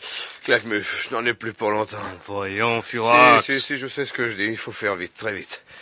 Pour rassembler les plaques de la coupole, Moche-Moche ne dispose que d'un personnel insuffisant. En conséquence, faites le nécessaire pour ordonner une sorte de mobilisation générale de tous les habitants d'Anatole. Vous voyez? Que tout le monde s'y mette. Rassemblement au centre de la main-d'œuvre après-demain samedi. Je les veux tous, les hommes, les femmes, les enfants, les pêcheurs, les pêcheresses, tous, les vieux, les jeunes, les vivants, les mourants, qu'on assemble, qu'on échafaude, qu'on accumule. Et que dimanche matin, la coupole de Cosmiglace s'épanouisse sur le centre de l'île comme une belle bulle irisée, comme une grosse cloche de verre, où mûrira un melon monstrueux gonflé de promesses, le grandiose projet signé Furax.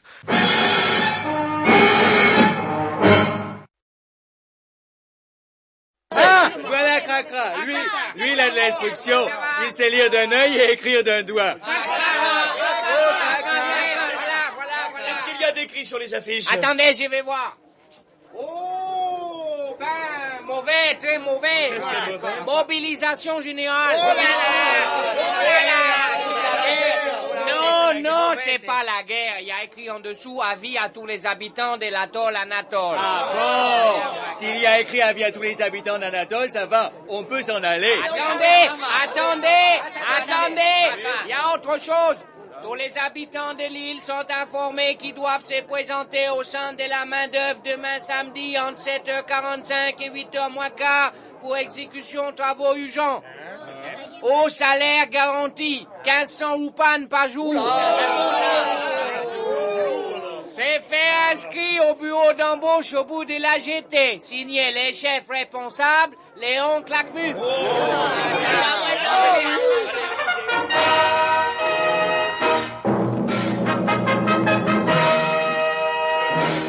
Allons, qui c'est qui va parler?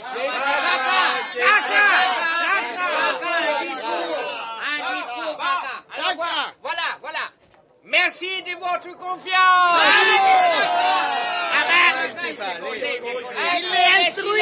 Silence. Ta gueule, toi. Voilà. Mes amis, les hommes blancs du milieu d'Anatole veulent nous exploiter. Ils nous proposent 1500 oupan par jour. À première vue, c'est bien. À deuxième vue, ça l'est moins. Et à perte de vue, ça l'est plus du tout. Ah bah les affameurs. On veut plus que beaucoup plus. Voilà. Eh ben, je vois, vous êtes des hommes libres et conscients. Je propose de déclarer la grève. Mais on n'a pas encore commencé à travailler. Raison de plus, on va faire une grève préventive. Comme ça, ils seront bien obligés de céder. Alors, d'accord? Oui, mes amis, jusqu'au bout. Jusqu'à ce que nos légitimes revendications aient reçu satisfaction. Vive la grève! Vive la grève! Monsieur Cracra? Oui, c'est moi. On désire vous voir. Qui ça? Par ici, venez.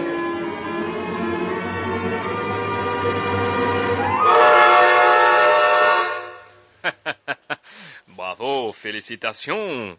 Joli talent d'orateur, monsieur Cracra. Et je m'y connais. Oh, monsieur Claquemuf. Eh oui, mon brave Cracra. Léon Claquemuf, chef de la main-d'œuvre et signataire de l'affiche. Nous allons sûrement nous entendre. Vous avez l'oreille de vos camarades, d'après ce que j'ai vu. Oui, tout le monde, il aime beaucoup Cracra. Tout le monde, il écoute. Eh bien, voilà qui est parfait. Vous voyez ces trois objets que je dispose sur la table? Oui, monsieur Claquemuf. Qu'est-ce que c'est? Un revolver, un couteau à cran d'arrêt et un lacet de soie. Très bien. Qu'est-ce que vous choisissez? Une balle dans le ventre? Une jolie perforation de la carotide? Ou une gentille strangulation? Oh, non, rien, monsieur Claquemuf. Pitié, Cracra, il est un ami. Voilà qui est parlé. Donc, je prends en considération votre juste réclamation. 1500 roupan, c'est en effet absolument ridicule. En conséquence, le salaire sera porté à 350 roupan par jour. D'accord? Oh oui, monsieur. Merci, monsieur. Allez annoncer la bonne nouvelle à vos camarades.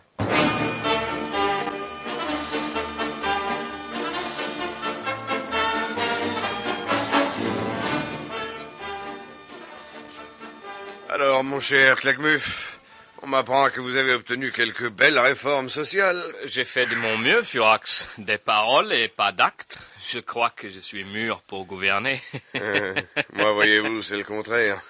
Plus de force et trop de tête. Je ne ferai pas un bon politique. Oh, ne dis pas ça, Furax. Je suis foutu, Malvina, je le sens bien. Depuis cette syncope de l'autre jour, j'ai bien compris que ma blessure à la tête avait provoqué une tumeur du cerveau. Sois courageuse, mon petit, et regarde l'avenir avec sérénité, comme je le fais moi-même, en espérant que je tiendrai assez longtemps pour terminer mon œuvre. Mais c'est ce que nous souhaitons tous, mon cher Furax, et moi plus que personne. Vous, plus que personne, Claquemuf? Mais bien sûr, à titre privé, d'abord. Et puis en tant que représentant officiel des Babus auprès de vous. Représentant? Officiel. Des Babus? Des Babus, bien sûr. Pour l'instant, nous ne sommes tous que vos collaborateurs, vos partenaires. Mais Claquemuf, il avait été convenu... Que vous seriez nommé Grand Babu, d'accord. Oui. Mais au fait du Mastarapion, le 4 mai, et après l'abdication de Maurice Champeau. Seulement, ce brave homme a été tué. Vous le savez mieux que moi. Mais oui, bien sûr. Mais nous avons cet indigène-là qui lui ressemble et qui pourra très bien tenir son rôle. D'accord. Admettons que vous deveniez le Grand Babu. Que ferez-vous, vous, Furax, pour ces milliers de fanatiques qui attendent, en ce moment même, aux quatre coins de la terre, que leur heure arrive? Mais Claquemuf, nous serons les maîtres du monde, les peuples seront soumis. Je sais, la lumière qui éteint de l'ingénieur Moche-Moche. Nous y échapperons puisque l'atoll Anatole tournera autour du globe comme un satellite. Mais eux, les babus obscurs, les partisans fidèles qui auront conspiré pour vous, volé pour vous, tué pour vous. Nous les immuniserons, Claquemut. Vous oubliez les casques garnis d'escalopes panées. Très bien. Il faut dès demain passer la consigne à toutes les centrales babus du monde entier d'avoir à faire des provisions de chapelure et d'escalopes pour les grands matins. En revanche, Claquemut, je pense qu'il faudrait emporter avec nous à bord du satellite ce fameux symbole de la puissance du grand babu. Le boudin sacré? Oui, le goût-de-gouze. Il est à Yadupour, je crois, au Philékistan. Oui, dans un musée. J'ai le moyen de le récupérer. Rapidement? Je partirai cette nuit. Faites-moi préparer un avion. Philékistan? Oui. Yadupour? Oh, non. Trop dangereux. La Maharanée Pauline V qui a rétabli l'ordre. Alors, dans les déserts de Hénini. Vous connaissez? Oh oui, j'y ai vécu 3 mois quand j'étais le Tsar Xeruf. Eh bien, dans les déserts de Hénini subsiste encore un groupe des babus fidèles. Je vais les joindre et agir avec eux. Soyez prudent, Claquemuf. C'est le Philékistan. Ne craignez rien, Furax. C'est un désert. On n'y entend pas le chant des gardes de la Maharanée. On y distingue le bruit des pierres chaudes. Et de temps en temps, l'hymne que nous connaissons. Tous les mondes du pu, ils sont la charogne, y a que les grands babus qui sont l'autre Cologne. Tout le monde du pu, il fait mal au cœur, y a que les grands babus qui a la bonne odeur. Malvina, ton avis? Mais le même que le tien, Fufu. Moche est inouï. Regarde-le à son poste de commandement donner ses ordres par radio. Les plaques se juxtaposent, s'alignent sur 6 kilomètres. La coupole monte à plus de 800 mètres au-dessus de nos têtes. Très bien. Assemblage presque terminé. Appel à toutes les équipes. Amenez dernière plaque pour centre coupole. Ajustez. Tirez. Fermez la clé de voûte. Parfait. Maintenant prenez pinceau. Trempez dans composition au soudure signabulose inifule. Redescendez jusqu'à la base coupole en faisant glisser les pinceaux entre les plaques pour faire tenir entre elles. À présent, remontez vers le sommet en posant grande bande de sparadrap et papier collant hypophiseur de niction rectiligne pour consolider soudure. Oh, complètement idiot. Du sparadrap et du papier collant pour consolider la soudure. Il aura encore mis la soudure pour consolider le papier collant, on comprendrait. Monsieur la ferme, je vous en prie. La jalousie vous rend stupide. Ben, quand la coupole va s'écrouler, vous verrez si c'est la jalousie qui nous fait parler. Elle s'écroulera pas, elle tient. D'ailleurs, Très bien. Maintenant, vous redescendez en passant au chiffon sec et peau de chamois pour faire briller le coupole.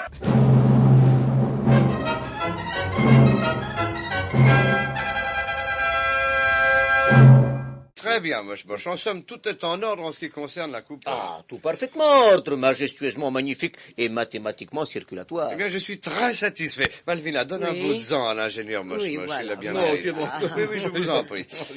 Eh bien, maintenant, professeur Costecal, à vous de jouer. Quand essaie-t-on les fusées? Quand vous voudrez, tout est prêt. Alors demain. Ah non, demain c'est dimanche, alors je me repose. Bon, eh bien, disons lundi. Dernier délai, n'est-ce pas? D'accord. D'accord, monsieur Furax, les fusées à 5 étages plus un entresol sont en place, au nombre de 6, sur le pourtour de l'île. Qu'est-ce que vous comptez faire comme essai, Costecal? J'arracherai l'atoll Anatole à sa branche de corail et je le soulèverai à 50 mètres au-dessus de la mer. Et comment le remettrez-vous en place? Le professeur Hardy Petit ramènera son extrapolateur de densité de 0 à 8,382 et l'atoll reprendra sa gravité normale, donc sa place.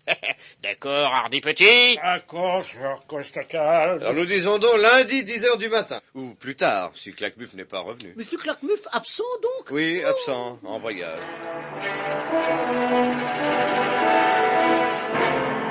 Curieux voyage que celui de Claquemuf en vérité.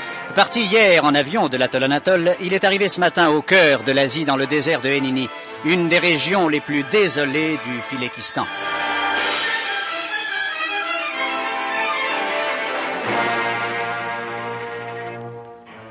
Dans l'immensité de sable et de pierre, quelques tentes déchiquetées dont le vent chaud agite les lambeaux.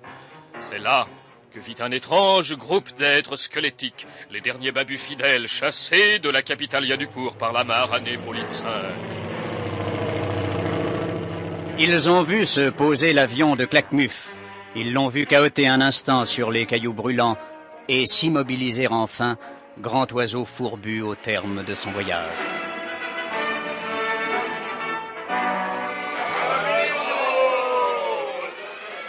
Salut, frère Babu Claquemuf. Salut, frère Babu Maclouf. Chaviron. Rotin-Tacha. Chami Pataro. Rogria Patacha. Nous désespérions de vous voir revenir parmi nous. Le désespoir n'a pas de place dans l'âme d'un vrai Babu. Non, plus tard les photos, plus tard. Entrons dans ma tente. Après vous. Grand maître du Conseil suprême. Hélas, frère, il n'y a plus de Conseil suprême. Pour moi, vous êtes toujours le grand maître.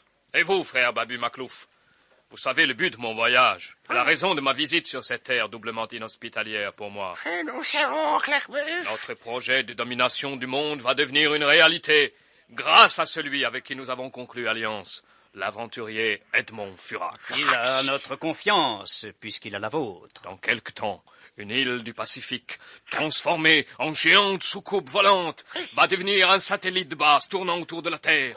Un jour, il redescendra sur le monde asservi. Il faut que ce jour-là apparaisse avec lui le symbole de la puissance du grand Babu.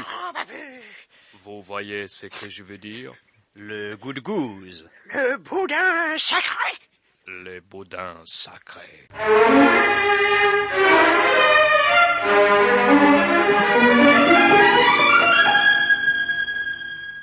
Quand c'est qu'ils veulent décoller avec leur île des malheurs? Mais aujourd'hui même. Mais juste pour un essai. D'après Cocodou Labaya, Furax a demandé à Costecalde un essai de fusée. Christ, des fusées à présent? Eh oui, bien sûr. Il y en a 6 tout autour de l'île. Des fusées à 5 étages plus un entresol. Aujourd'hui, on va simplement s'élever à 100 mètres au-dessus de la mer. 100 mètres. Je vous demande à quoi ça sert. Et si ça réussit pas? Mais pourquoi voulez-vous que ça rate, Asti? Mais d'ailleurs, on va le savoir tout de suite. Voilà Théo qui revient. Il était allé jeter un coup d'œil sur les calculs du professeur Costecalde. Alors, Théo. Dites, vous les avez vus, ces maudits calculs? Oui, ils étaient au tableau noir dans le laboratoire de Costecalde. C'est pas trompé, au moins, hein? Non, c'est un grand savant, il ne s'était pas trompé. Du moins, avant ma visite. Avant votre visite? C'est-à-dire? Eh bien, il y avait 6 tableaux qui représentaient les calculs de puissance pour les 6 fusées qui doivent propulser l'île. Oui, alors, sur chacun de ces tableaux, une équation se terminait par cette opération de mathématiques transcendantales qui va vous échapper, peut-être. Dites toujours, vieux. 5 fois 6, 30. Combien? 5 fois 6, qu'est-ce que vous avez dit? Oh là, c'est fort, hein? Ah, moi, ça m'échappe, hein. Oh oui, j'abandonne. C'est trop costaud pour moi. 5 fois 6, 30, mais qu'est-ce qu'ils vont pas chercher, tout de même, hein? Et alors, Théo? Eh bien, mes enfants, j'ai fait une chose folle. Quoi, laquelle? Sur les 3 tableaux, j'ai falsifié le chiffre 3 et je l'ai transformé en 8. Non. Ah oui, alors ce qui donne... Ce qui donne 5 fois 6, 80. Non mais attendez, 5 fois 6, 80, c'est faux, ça. Oui, White, c'est faux. Alors, il y a 3 fusées sur 6 qui vont louper. Oui, Black, les 3 du nord de l'île. Christ, alors, on va se basculer. Oui, Asti, l'atoll va basculer. Oh, pas beaucoup, bien sûr, mais juste de quoi retarder le départ définitif. Mais Théo, à quelle heure doit avoir lieu l'essai? Maintenant, Maurice, vite à plat ventre, cramponnez-vous!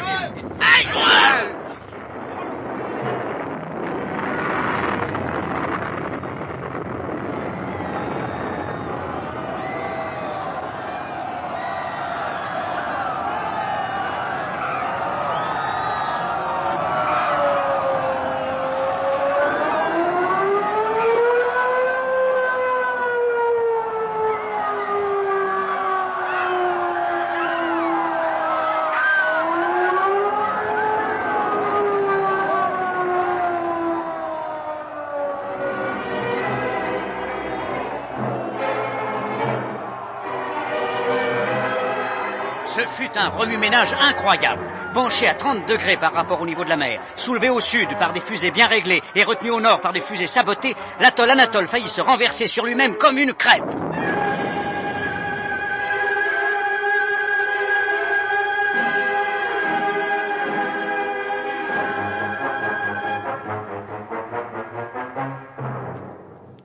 L'alerte ne dura que 20 secondes après lesquelles l'île reprit mollement sa place à la surface de la mer. Alors, pas trop secoué, les amis. Ça va. Christ, monsieur Théo, votre 5 x 6, 80, vous me le copierez. Regardez ma bosse, là. là. Écoutez, Asti, on a peut-être des bleus, mais l'expérience a raté. Ah, eh ben, le jour valait la chandelle, non? Mais bien sûr, voyons. Imaginez dans quel état doit être à présent ce pauvre Furax.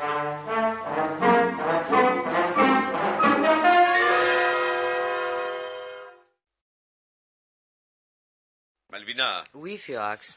Malvina, mon petit, tu es sûr que tout a été remis en place? Mais oui, je te l'ai dit. Tout a été ramassé, balayé, les taches effacées. Mais oui, Edmond, tu sais, il n'y avait pas tellement de dégâts. Ah, tout de même, on ne penche pas une île tout entière à 30 degrés sans que ça renverse plus ou moins les cendriers. Sois rassuré, tout est en ordre. Mais tu comprends pourquoi, Malvina, hein? Costecalde a fait une bêtise impardonnable. Ça, tu peux le dire.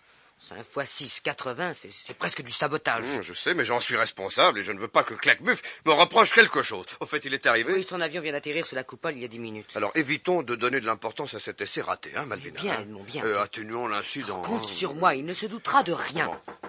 Oui. Ah, Claquemuf.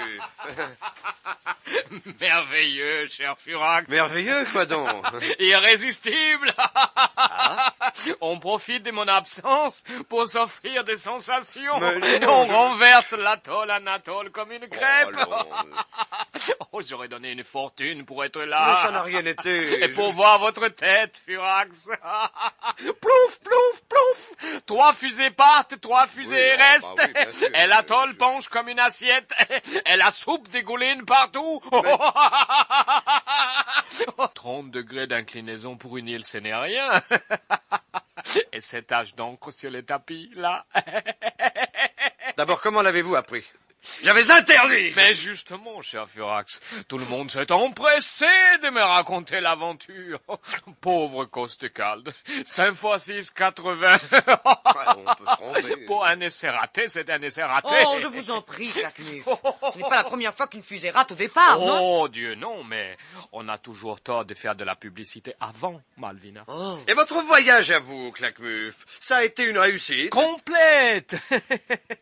Je m'excuse, j'aurais voulu vous donner en échange la joie d'un ratage intégral. Nous aurions été quittes.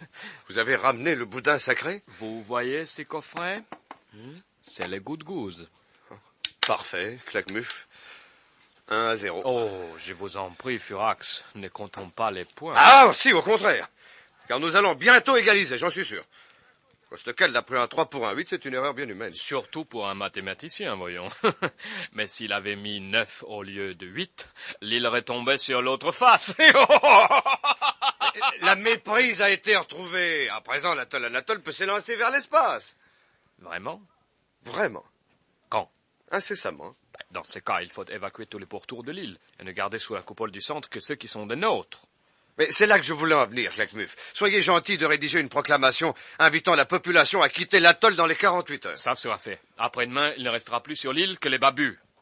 Chaviro, mon cher Furax. Autant tâcha, mon bon Claquemuf.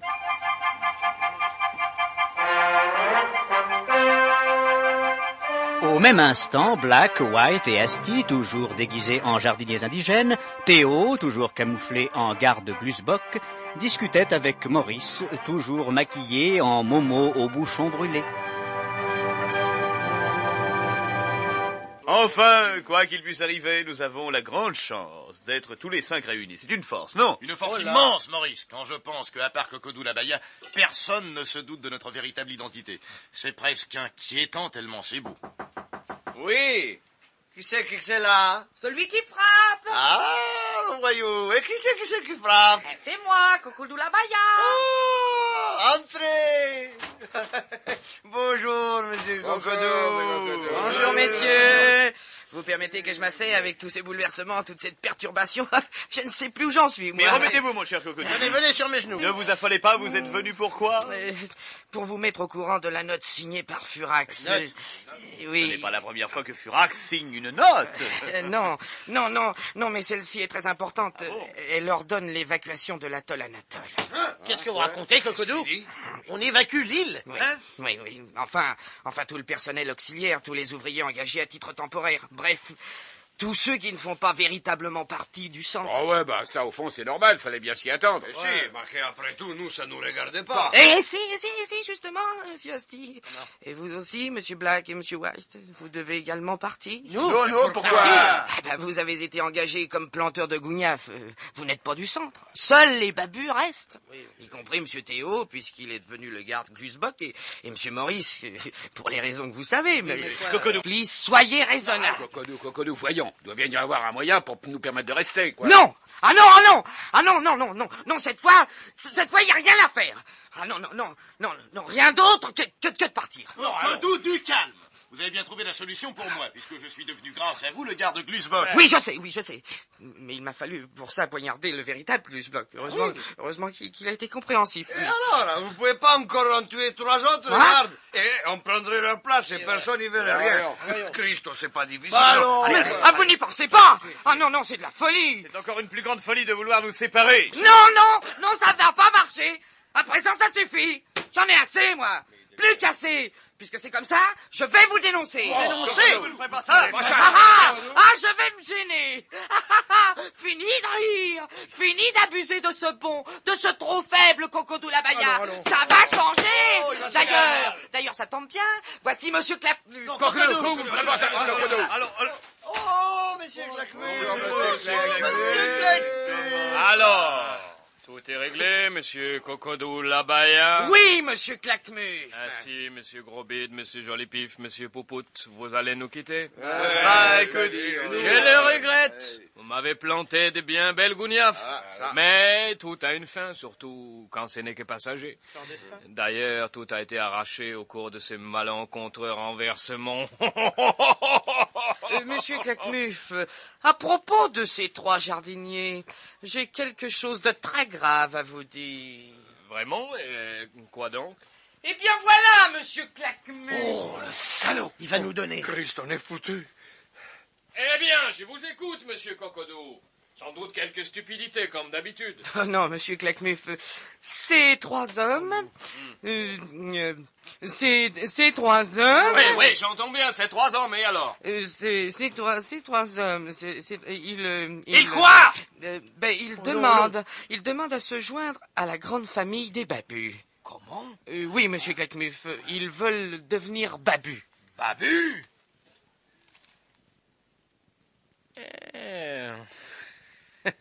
Au fond, pourquoi pas?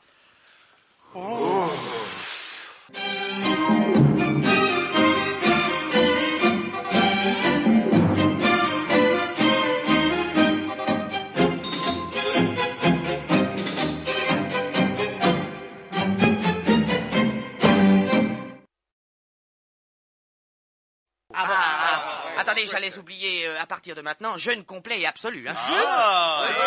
Et de quelle durée ce jeûne? Oh, une bonne vingtaine de minutes. Hein. Allez, je vous laisse, préparez-vous, on viendra vous chercher pour la cérémonie. Hein. Qui est-ce qui viendra nous chercher? Monsieur Claquemuf lui-même, ou peut-être monsieur Furax. Pourquoi peut-être? Parce qu'ils ne sont pas tout à fait d'accord sur votre intronisation.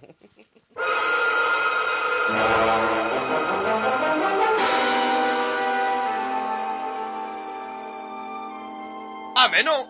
Pas d'accord, Claquemuf, pas d'accord du tout. Allons, mon cher Furax. Enfin, voyons, il n'y a plus de limite, alors. Déjà, l'autre jour, vous engagez ces 3 histrions comme jardiniers sans me demander mon avis. Oui, ils cultivent si bien la gougna. Et aujourd'hui, vous me les consacrez babus sans même me consulter. Laissez-moi vous faire remarquer, Furax, que vous n'êtes pas encore le chef des babus. Et que pour l'instant, toutes les questions d'ordre rituel ne regardent que moi. Oh, mais je ne vous dispute pas votre rôle, Claquemuf. J'ai mieux à faire que de jouer les archimandrites en brandissant des boudins sacrés et en psalmodiant des refrains bétifiants. Attention à ce que vous allez dire, Furax. Vraiment! Il y a des choses avec lesquelles je n'aime pas complaisance. Oh, pardon. Je choque vos convictions religieuses. Je ne voudrais pas qu'il vous arrive malheur. Les dieux babus sont impitoyables. Ils tuent les infidèles, peut-être. Ça, c'est vu. Ça commence par un mal de tête, puis des syncopes. Alors, ne dites pas de bêtises. Des douleurs, un peu comme celles que vous ressentez, tenez. Allons, Claquemuf, vous ne voulez pas dire... Et qui sait, mon cher? Des figues, des bananes, des noix, des noix, des bananes, des figues, des figues, des bananes, des noix, des noix, des bananes, des figues.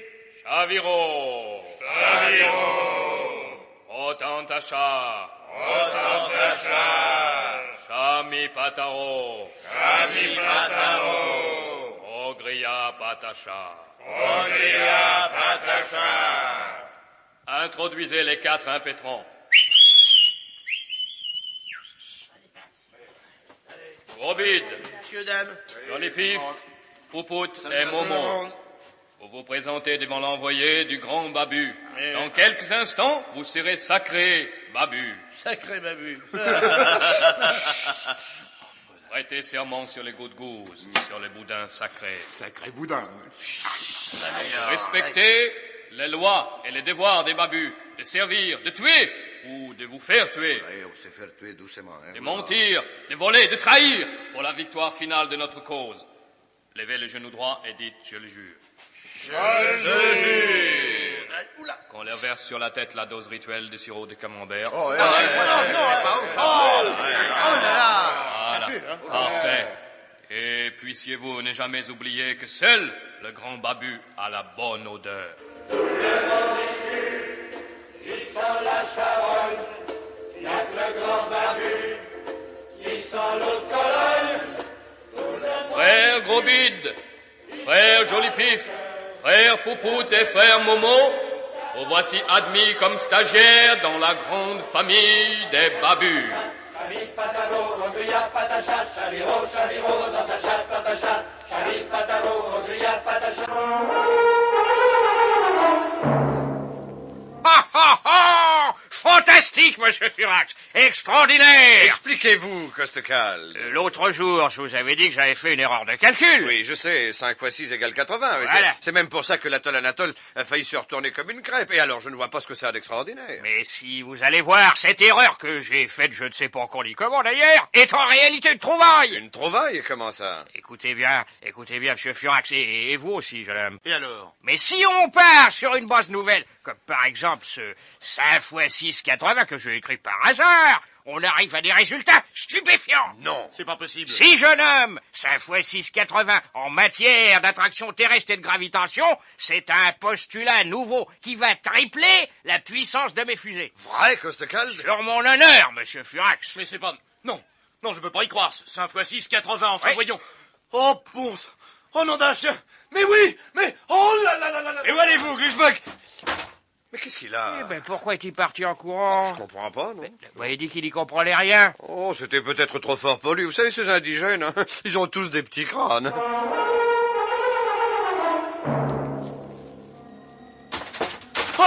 Oh, mes amis, c'est effrayant, c'est terrible, c'est épouvantable, c'est affreux.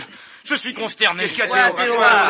En modifiant les calculs de puissance de propulsion des fusées, c'est-à-dire en remplaçant 5 x 6 30 par 5 x 6 80. Ah oui, ça on le sait. Costecalde s'en est aperçu, il a rectifié. Pas du tout. Il s'avère qu'en faussant le calcul, j'ai établi un nouveau postulat mathématique. Non, voyons, Théo, c'est impossible. Les mathématiques reposent sur un postulat. Mais justement, qu'est-ce qu'un postulat? Un postulat, c'est quelqu'un qui demande un emploi dans un bureau de la poste. Pourquoi? C'est pas le moment. Un postulat est une proposition ou un principe admis comme vrai, sans démonstration. En conséquence, j'ai établi un nouveau postulat mathématique. 5 x 6, 80 est désormais infiniment plus valable que 5 x 6, 30. Vous comprenez? Oui, mais alors... Alors, au lieu de retarder le départ d'Anatole, je l'ai avancé. Je vous le répète, je suis trop fort, j'ai trop de génie. À Napoli, moi je connais un médecin qui fait des piqûres à tous ceux qui ont trop de talent. Ça rétrécit leur capacité, ça transforme un génie soucieux en un imbécile heureux. Alors peut-être on pourrait vous envoyer là. Asti, ne dites pas de bêtises. Il faut absolument que je rattrape cette gaffe monumentale. Oui, mais en quoi faisant? En modifiant à nouveau les calculs? Non, c'est trop tard, dans ce domaine tout est perdu. En moi, le savant ne peut plus rien faire. Mais le garde Glusbock peut encore agir. Savez-vous à quoi je pense? Non, quoi? Eh bien, je vais essayer de déclencher un mouvement de révolte chez mes collègues, les gardes d'Anatole. Là, oui, mais alors ça, c'est terriblement osé. Un mouvement de révolte chez les gardes? Ça s'est jamais vu. Non.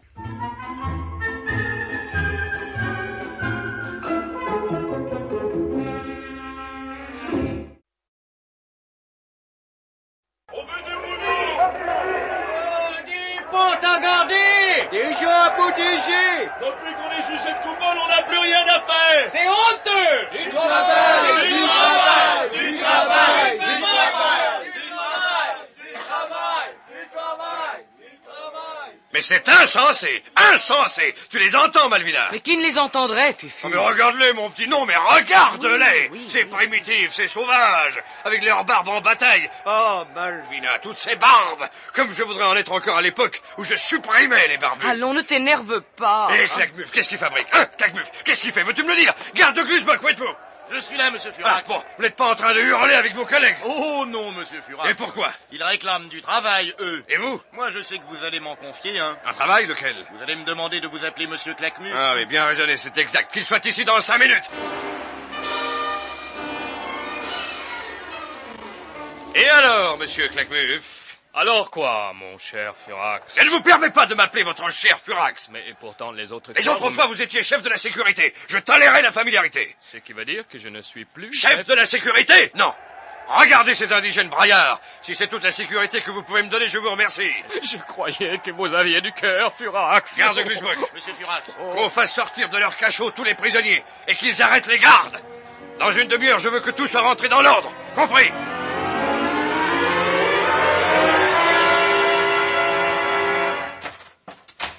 Eh bien, les gars, je crois que j'ai fait du bon travail. Ça a marché. Si ça a marché, ça a couru, vous voulez dire. Bref, l'affaire a merveilleusement réussi. Tous les gardes indigènes, sauf moi, ont été arrêtés et mis en tôle. Par qui? Eh ben, par les prisonniers que Furax avait fait sortir. Ah bon, alors tous les prisonniers sont dehors? Non, Furax a fait ressortir les gardes pour faire rentrer les prisonniers. Ah bon, alors les gardes sont de nouveau libres? Ah non, Furax a fait ressortir la moitié des prisonniers pour faire rentrer la moitié des gardes. Bon, alors maintenant... Ah non, parce que en procédant par petits paquets de plus en plus réduits, les derniers prisonniers ont remis en tôle les derniers gardes. Ah bon, et inversement, ce qui fait que tout le monde est souclé.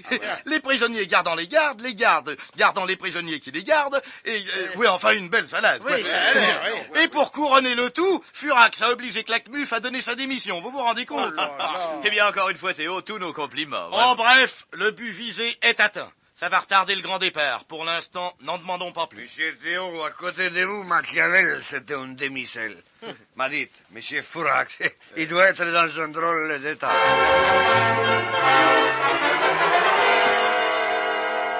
Incroyable! Inouï! Ça n'a pas de nom, c'est inqualifiable! Me faire ça à moi, Furax! Ah non! Ah non, non! Fufu, je t'en prie, calme-toi. Oui, me calmer, facile à dire. Oh, je veux voir Claquemuf tout de suite! Où est-il, ce grandiose ahuri? Là, Fufu, là, dans le coin, sous une bâche. Il boude. Claquemuf! Sortez-vous de là et approchez! Mais voici, Furax. C'est heureux. Et débarrassez-vous de cette toile goudronnée. Dans la défaveur, les anciens se retiraient sous leur tente, moi je me retire sous ma bâche. Faites ce que je vous dis. Je ne vis pas dans l'Antiquité, moi, mais dans le futur. Et je n'ai pas de temps à perdre. Voyons. Qui peut vous remplacer comme chef de la sécurité? Répondez. Je ne vois qu'une seule personne digne et capable d'occuper ce poste, le directeur des allées et venues. Proposition retenue. Mais au fait, le directeur des allées et venues, c'est vous? C'est moi, en effet. Vous cumuliez les fonctions de chef de la sécurité avec celles de directeur des allées et venues? Exact, j'ai cumulé. Et vous ne cumulez plus? Non, puisque je ne suis plus chef de la sécurité. Mais vous êtes toujours directeur des allées et venues. Jusqu'à nouvel ordre, j'ai cet honneur. Et d'après les règlements, rien ne s'oppose à ce que le directeur des allées et venues cumule avec le chef de la sécurité. Ah, rien ne s'y oppose. Bon, eh bien, vous allez vous succéder à vous-même. On prend les mêmes et on recommence. En langage administratif de carrière, c'est ce qu'on appelle changer de tête à la base. Vous acceptez? Si vous estimez que c'est mon devoir, les civismes avant tout. Adjugé, c'est d'accord. Alors libérez les gardes indigènes et rassemblez-les immédiatement. Exécution.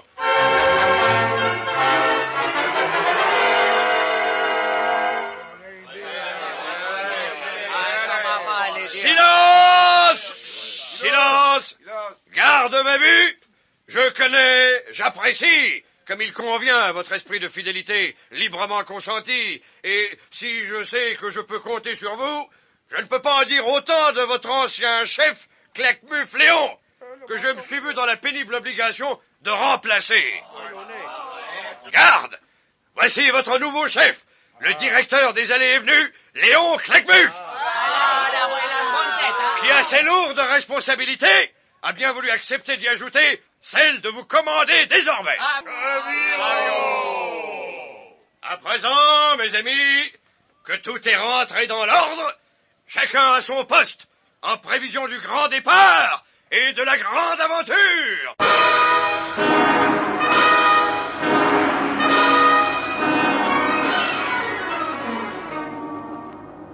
Hey, 22, Claquemuf. Alors, garde futé vigilant. On a suivi mes instructions? Oui, monsieur Blackmuff. On s'est mutuellement tiré les verres du nez? Oui, monsieur Blackmuff. Très bien. Alors, le nom du meneur? Glusbock, monsieur Blackmuff. Glusbock. Parfait. Je vais laisser pas mettre monsieur Furax au courant.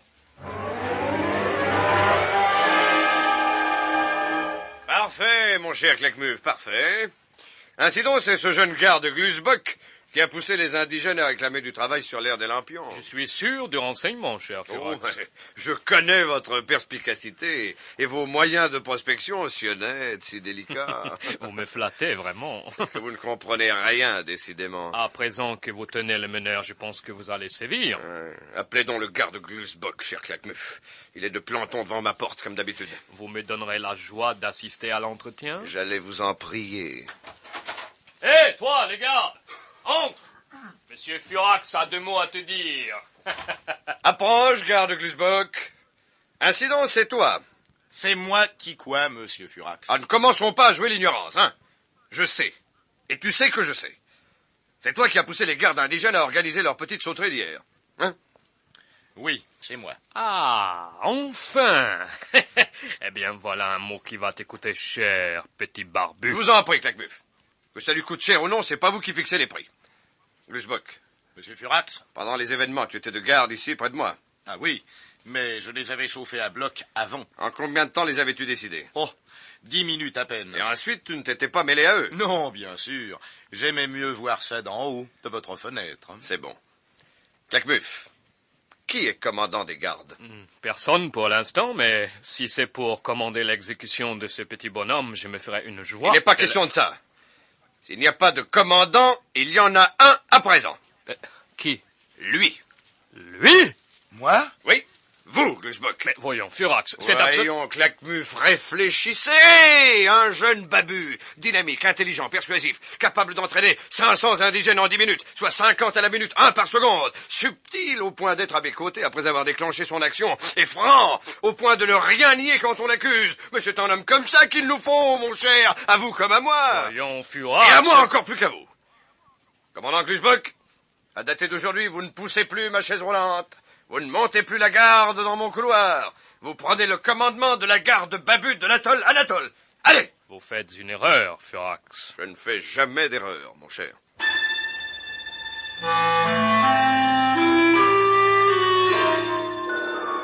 Ce jour-là, Furax venait pourtant de nommer commandant le garde Glusbock, c'est-à-dire notre ami Théocourant.